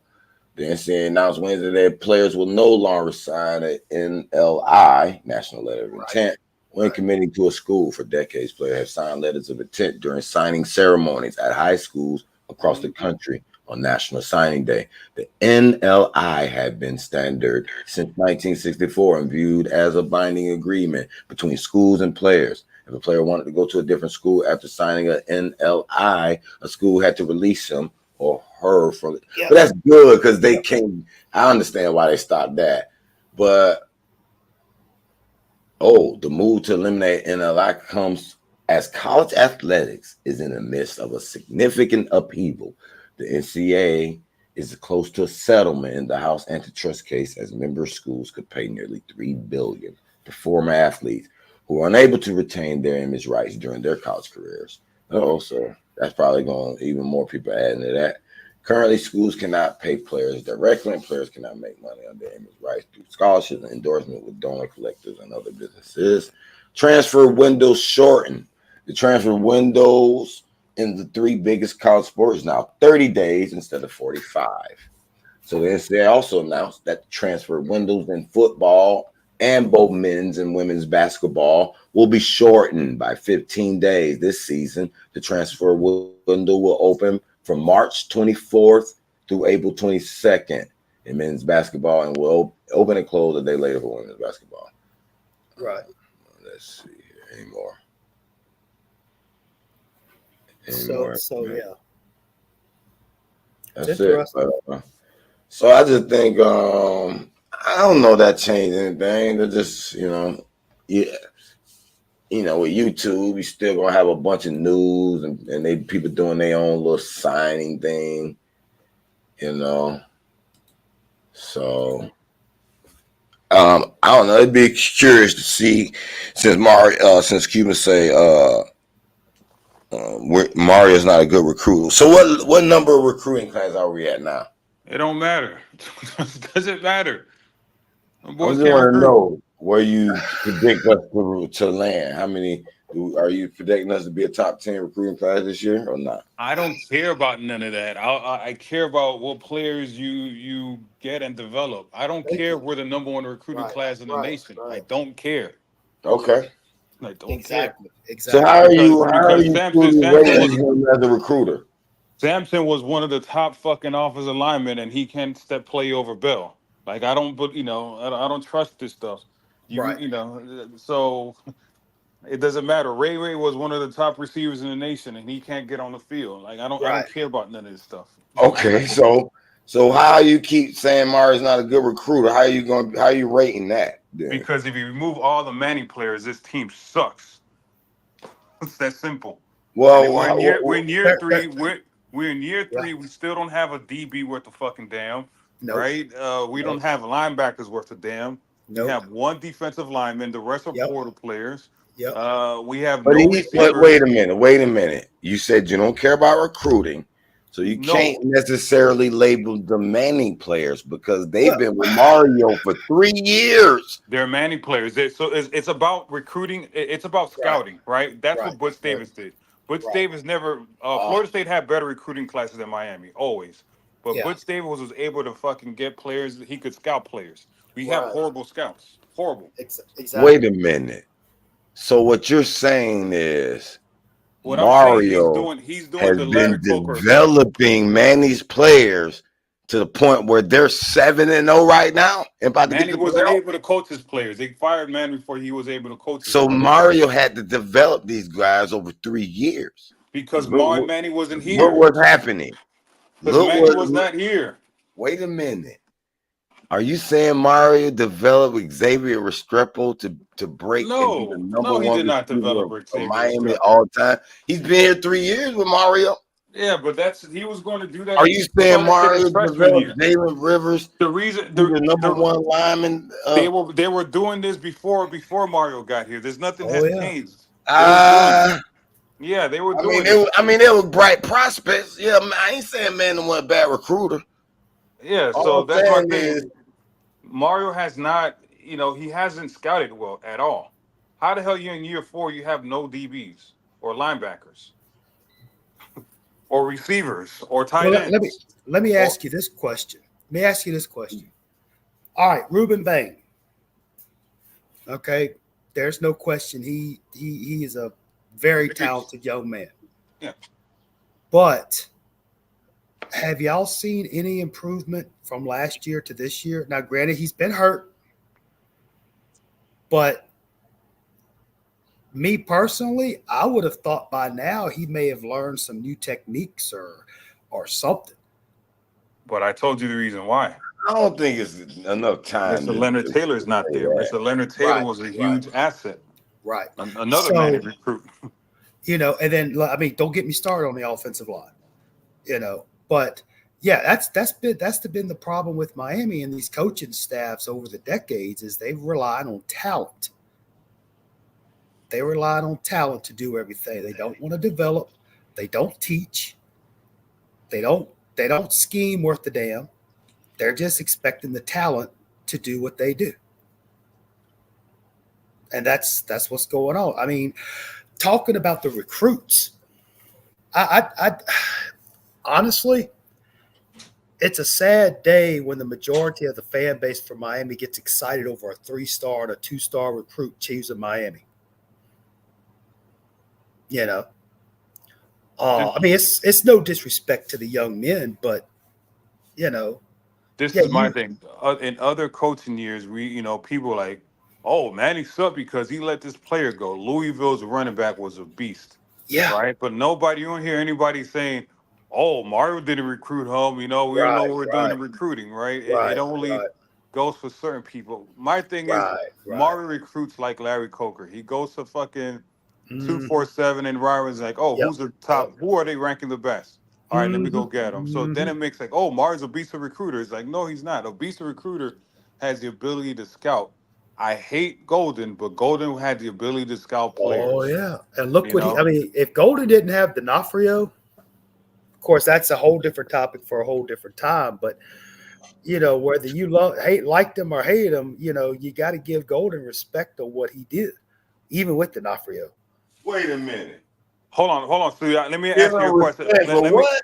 Stu, let me answer your question. Mario's a great recruiter. He's a horrible scouter.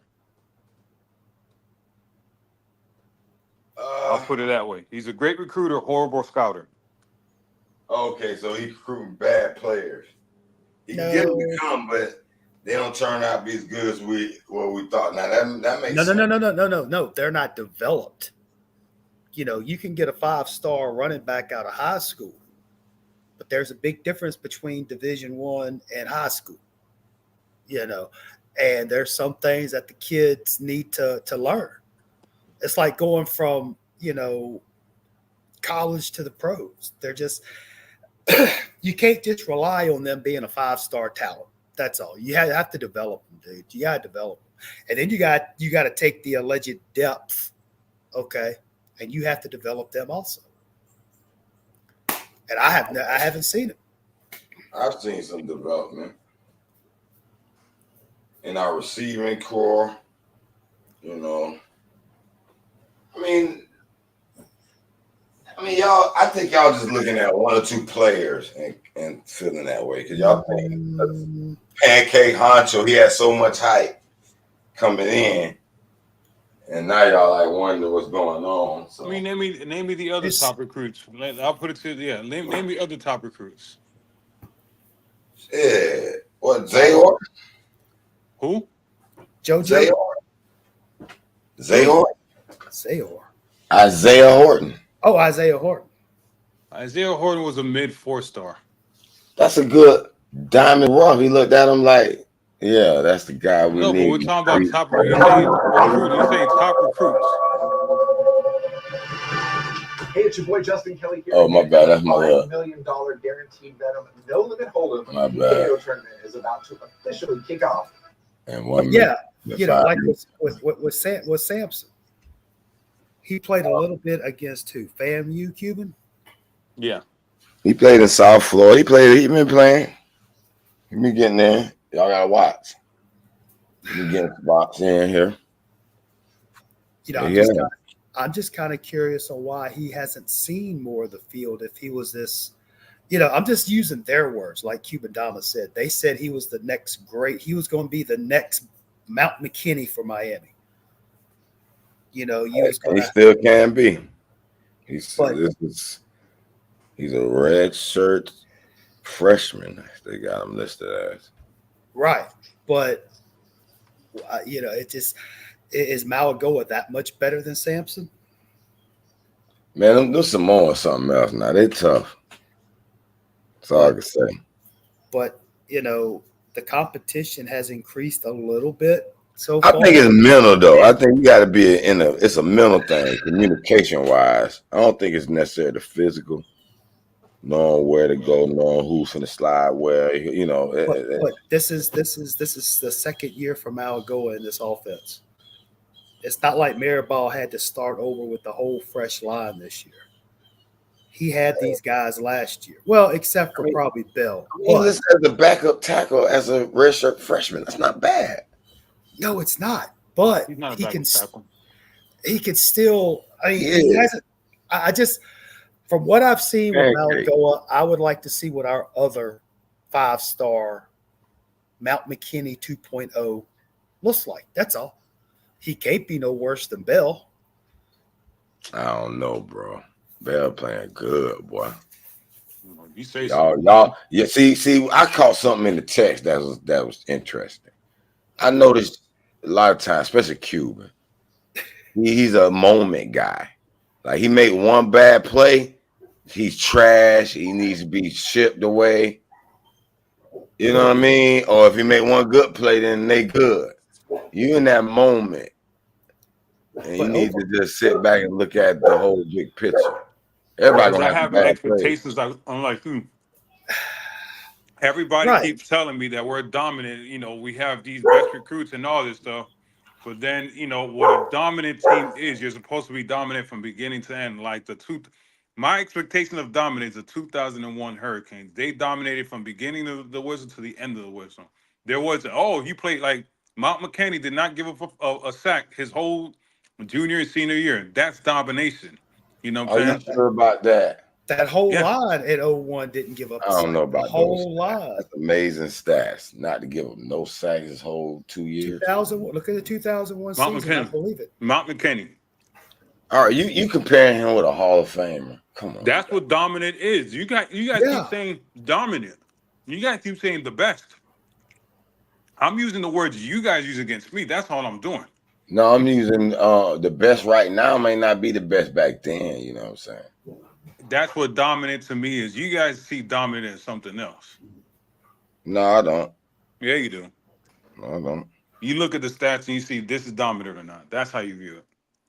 No, I look at him and see. I see for the most part, we having clean pockets, and Cam decide he want to run his ass out because he want to. Now, there's a few times where he'll be forced to run up. I mean, that's going to be always happen. Some of That's them going to happen in pockets, the game. some of them pockets got a little dirt in them, baby. I mean, that 4-man rush yesterday ate that line up. How are we still one of the least sacked teams and we throw so much? Come Because on. He runs around. Cam, yes, he moves Oh, around. it ain't all on the cut. It's a lot of quarterbacks can run around. They getting their ass sacked twice as much as Cam. Emory would have had at least 15 sacks by now, if not 20. I mean, it's just, let's face it, Cam, if it was, as Cuban Dama said, Cam is, he's right guard. He is degree. He is the deodorant that is covering up a lot of funk. And Yeah. I'm not talking the good funk, the bad funk, the stink. There was a play that he was sacked, he got out of it, and then he threw a touchdown. Right. He was they had him to the ground and he got, he got up, popped up, and just threw a touchdown. Yeah. That was from I've Mike seen Gordon. Jim Milrose and them do that before. I've seen all the great championship teams who had a great quarterbacks do that before. I mean, that's what you expect out of But you're saying, why he doesn't get sacked, and I'm telling you, he's getting pressured. He just gets, out of it. Right. Not that. We still one of the least pressured teams too now. You want to go to that stat? I got team rankings. We can look at all stat metrics you want to look at. You got the PFF rankings, right? No, I don't got PFF. I go to team rankings. Oh, okay. I'm just telling you what I've seen. And there's times where he gets out of it. His athletic ability gets him out of it. Now, granted, he does hold the ball a little too long sometimes, but Cam is Cam. He's getting out of a lot of situations, and he's getting away with stuff that a typical Miami quarterback would not get out of. I'm just saying, based on, I mean, it's a compliment to Cam. Luckily he's that good. Luckily he's that athletic. Yeah. Yeah, hey man, I'm glad he is. 'Cause that's what we paid $1 million for to get over that. To get over that 9-10 win, huh? Now they could have just saved the money on Brown and Martinez and got some offensive. No, because I was looking at Brown and he was like 5 for 18. He had a little 80-yard, 70-yard run and all that, and that was cute. But I said, damn, he still can't throw yet, man. I don't know. I like Brown. I like him. I love him to death, but again, he was a Manny player. He spoke his mind. He spoke the truth very respectfully, by the way, on that podcast show. And he just needed to be developed. Jakari could have been. I'm not saying he would be Cam Ward, but yeah, I would have wished he could have stayed here and learned from Cam. Cam would have taught him at least how he read coverages and what he'd be looking for. He might not have been able to throw the little side on like Cam, but I think it would have helped him. Oh, most definitely. But again, something else went in behind closed doors on that though. Like you said, maybe what's the name? Will offer some money from UCF. That and maybe Mario needed a successful season on his resume, because he probably figured, hey, if Jakari leaving and you got Emory and Poffenbarger, usually year 3 is when that's usually the best year for the coaches. that third year. And if it hadn't have been for Cam, this would be a 2-5 team right now.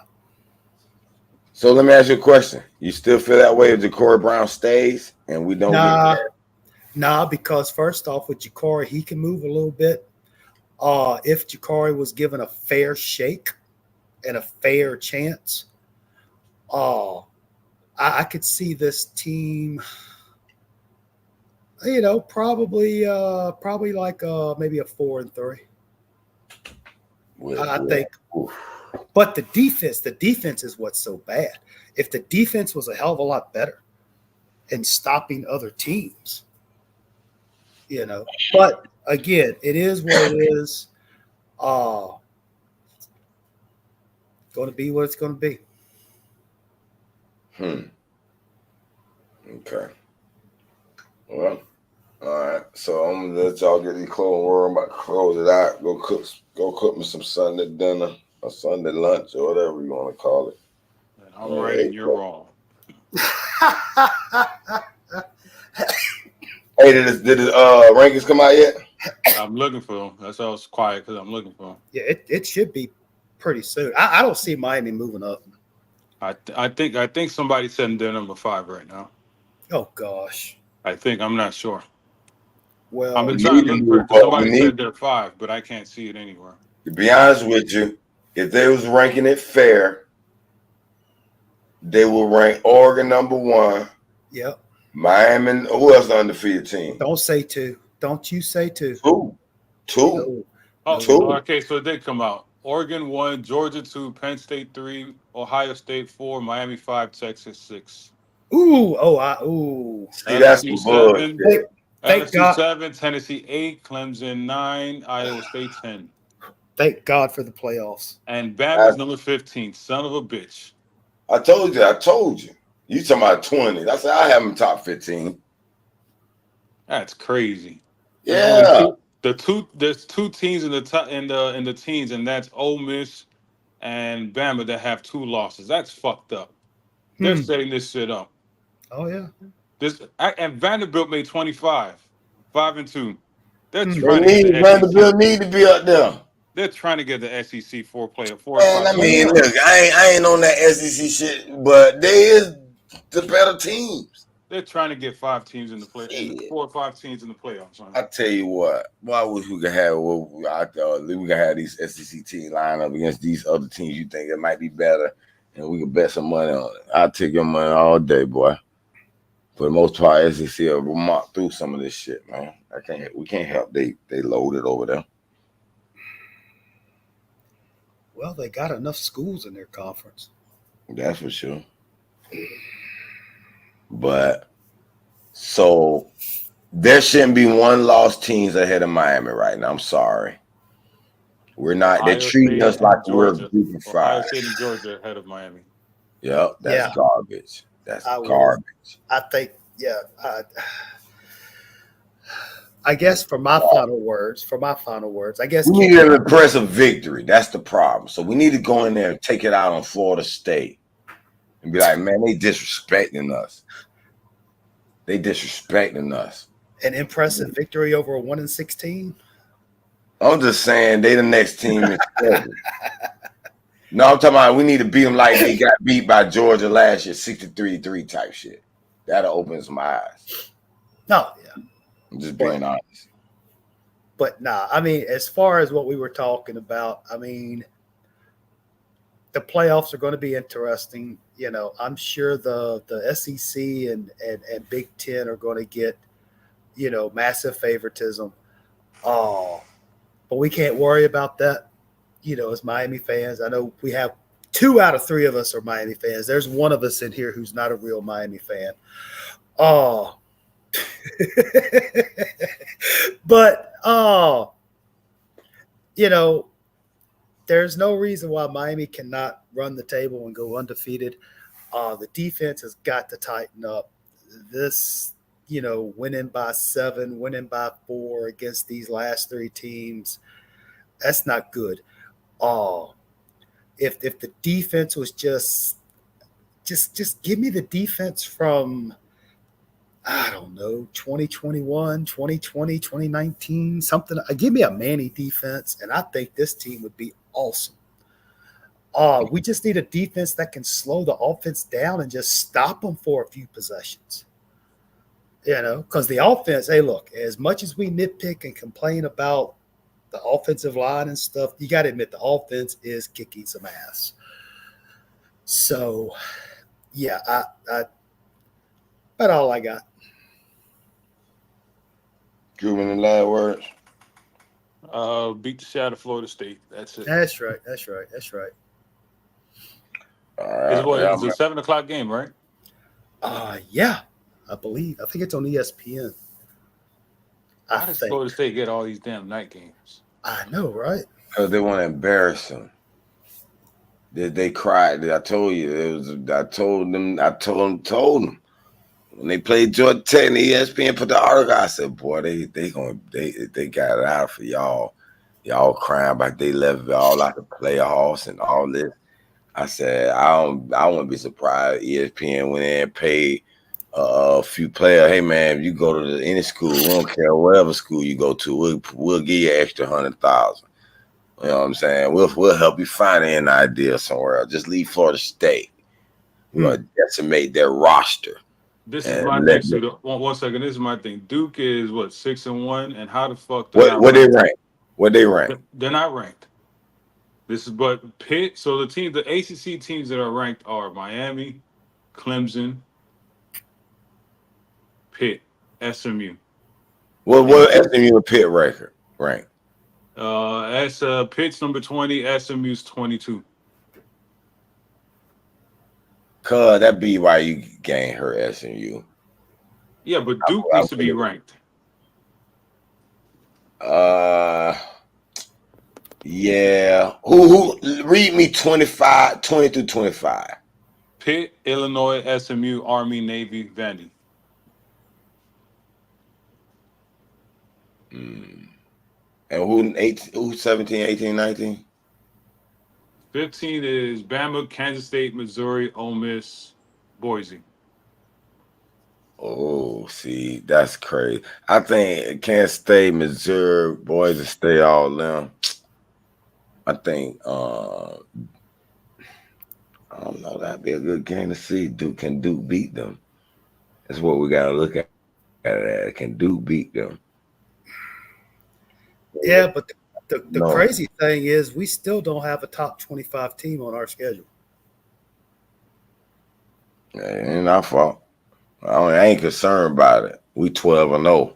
That's why I'm saying we got to run the table and take care of business, dominate. Yeah, Florida State gonna show me if we truly woken out of this. If Duke beats SMU this week, they're gonna be ranked. And then that'll be a Miami versus Duke night game. Mario versus Manny at Hard Rock. Battle of top 25 teams. Oh yeah, I can see it now. Yeah. Another ticket seller. And no worries, man. Game by game, it's a fun season. Mario said this is the most fun he's ever had coaching. So I want y'all to have fun too. Oh, we're having fun. Don't worry about the future. Don't worry about it's gonna crash and all. That's gonna be good content for when the off season comes. We're gonna let it fly.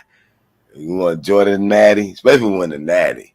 We win the natty, we're gonna have to sit down and enjoy it for about a month. I want to hear nothing but celebration content for at least 30 days. If we win the natty, I don't want to hear nothing negative about the future.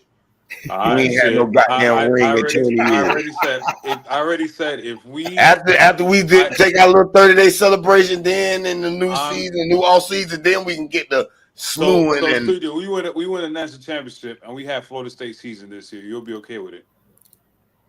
Hell no, I won't be okay with a 115 year. Well, no, that I'm saying is well. Now hold on. Now natty, if you told me a natty, maybe. Yes, maybe. Because listen, Florida State went undefeated and got left out of the playoffs. That's a distaste. Now we get the whole natty and get to say we got 6 rings. Cause we've been sitting on 5 for so long. I might take that. I might. Cause we are still, cause listen, y'all might get what y'all want. Mario get out the door, we rebuild. We got a ring though. Shit. We can get because we're gonna have to. I know we gotta jump off, but I think you might want to do your rankings. Do you know who's a top team in the SEC right now? Who? Take a guess. Who is the top SEC team? Yeah, the top 2 SEC teams. Oh, you just told me. No, in the conference. Is that A&M and LSU? Yep. Undefeated. Yeah, you just told me. Yep, they're undefeated. So. Oh. Yeah. Go back and look at it. Yeah. Let's go back. Hold on, I'm gonna share it before we go. I want that was interesting. You said that. Hold on. Oh, I thought you knew that, Hayru. No, we ain't know there was the only 2 undefeated. Only 2 undefeated teams, remaining, and they the highest rank, and blah blah blah blah blah blah blah. I didn't know that. All right. So he's saying LSU and Texas A&M right now undefeated in the conference, but they all gonna have a loss, right? Yeah, one of them's gonna have a loss against each other. Yeah. Oh, they play each other this week. Oh, this week.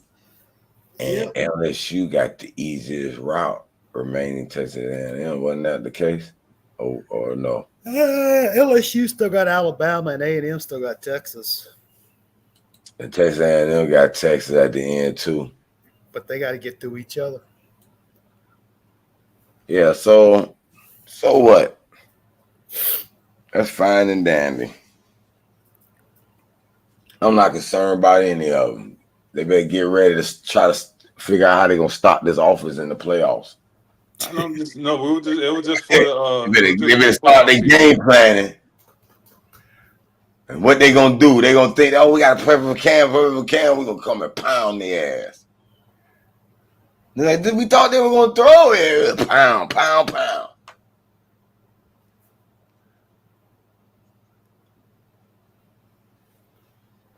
Fucking Dolphins suck. They do, man. They do. They've been disappointing me for so long. I used to hate Thurman Thomas and the Buffalo Bills. How they used to upset us in the day. Kept us out of the playoffs, knocked us out of the Super Bowl, whatever. They the main reason why I hate the Patriots. That year we beat the 85 Bears. Mm-hmm. And Marina carved them. I said, we're gonna beat them in the Super Bowl. And we let New England Patriots kick that ragged ass field goal and beat us. That shit hurted me. And that was I hate Pete Stoyanovich and the Chargers because we were supposed to go to the fucking Super Bowl, but Pete Stoyanovich gonna make a fucking 25-yard field goal. Yep. What year that was? 92, I think. Yep. I think. I'm not sure. I think so. Okay. So but I hate somewhere in the early night. more than anybody, though. I hate Buffalo too, dog. Oh my, I hated Thurman Thomas and them motherfuckers, man. And that fucking red face mask and Kenneth Davis. I hated them all. BB. I also had they imploded in that Houston. No, they can't. I hated that. They came back and beat Houston. I hated them. They had BB. Lofton. Yeah, and another good receiver. I can't think of Bruce Smith. Cornelius Bennett. They had a nice little defense now. Fuck. I hated them. And I hate the damn New England helmet. The little man hiking the ball. Yeah. I used to hate the Jets too, because Al Toon used to give problems back in the day. They used to be a little thorn in my fucking jet. All right, let me Wait a minute, what made me mad about the Dolphins? We were never seen to get no lockdown cornerback until we got like Sam Madison. That was like the best corner of Miami history. Sam Madison, I used to love Sam Madison and the boys. That's when we actually had some like true secondary, man. Our secondary Our running backs always used to be, I don't know, just average at best. I used to hate our running backs. Sam, remember the dude? I think he's in prison now. What his name is? Sammy Smith, I think. Not Sammy Smith. Cecil Collins. No, I'm talking about Sammy Smith. I'm talking about Sammy Smith, boy. He did some time. Cecil Collins. I thought he was going to be he was amazing. He just was robbing people's homes. Yeah. From LSU. Yeah. So who are your favorite Miami running backs of all time? Top 3. Ricky Williams, Cecil Collins. I like Ricky Williams, Ronnie Brown. I like Ronnie Brown. I like Ronnie Brown. He gave me some promise. We ain't had no running back like that in a while. It's one more from back in the day. I can't think, but not many from back in the day. I hated our running backs. Yeah. I used to love Mark Duper though. Oh, Mark Duper. I used to call out his name. Mark Duper. Clayton. I thought Yatil Green was going to be amazing, but he got fucking hurt. Man, I know. Yeah. But he was never that good in Miami either. He was hurt a lot in Miami. He was. How you saying like? What made him a first round pick? Because of that speed. Yeah. But he didn't do anything at Miami. No. It was perplexing. I think he ran that 40 time or something. He had that speed. But yeah, that was a bad pick though. I don't remember him doing anything at Miami, like any stats or anything. No. Or any I don't even, to be honest, I don't remember any plays from him at Miami. He was supposed to be the next great receiver, so. But what did he do at Miami? Like, is there a play that? No. I don't know, dude. I don't know. Damn. I gotta YouTube his highlights at Miami because I'm like, what the hell did he do? Right. I want to look up his stats now. Shit. Because his quarterback was Frank Costa. Oh, Costa. Now you talk about an interesting guy to watch. That guy was betting money. Oh, I wouldn't doubt that. He is injury prone. He was injury prone. I can't even find no stats on him. Yep, that's what I'm saying. Let's see if I can find. Oh crap! The green highlights. They got his Miami Dolphins highlights. They don't got no college highlights.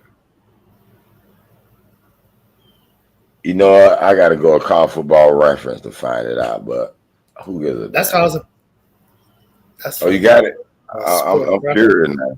I'm curious. I'd probably be easier just to search his name. That's what I did, but it didn't pop it right up. Look. Let me see. Yeah.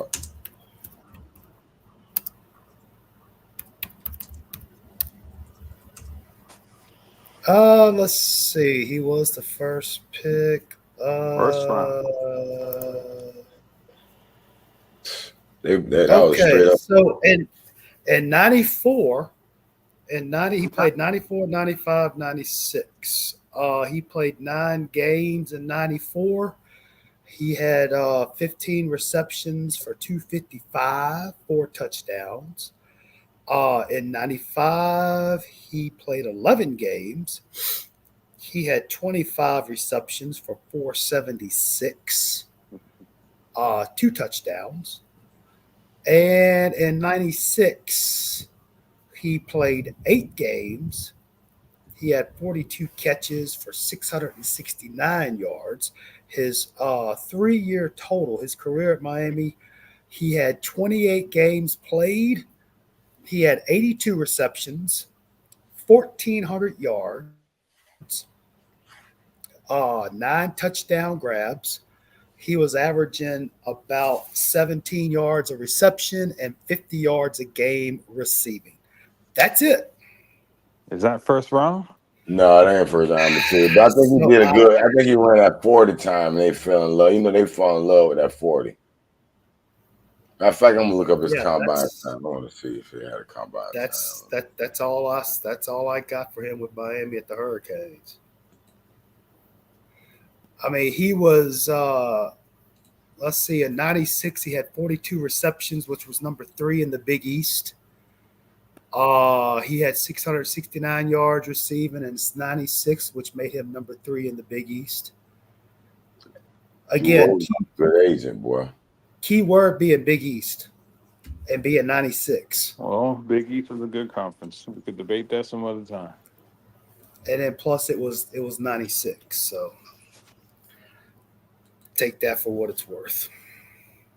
That's it. That's all I got for him. So yeah, it must have been the 40 time or something. I don't know. I think he was a long jumper or something like that. I don't know. It was. I don't know. Whatever. Yeah. That's the Dolphins. I got his little stats here. He got vertical 40, broad jant 10-10, shuttle 4.7, 3 cone 7.5. What was the 40? 40-yard dash 4.41. 20-yard split 2.61. 10-yard split 1.59. Speed score 105.23. I don't know what that is. 40-yard dash mile per hour 22.7. Well, his NFL career stats.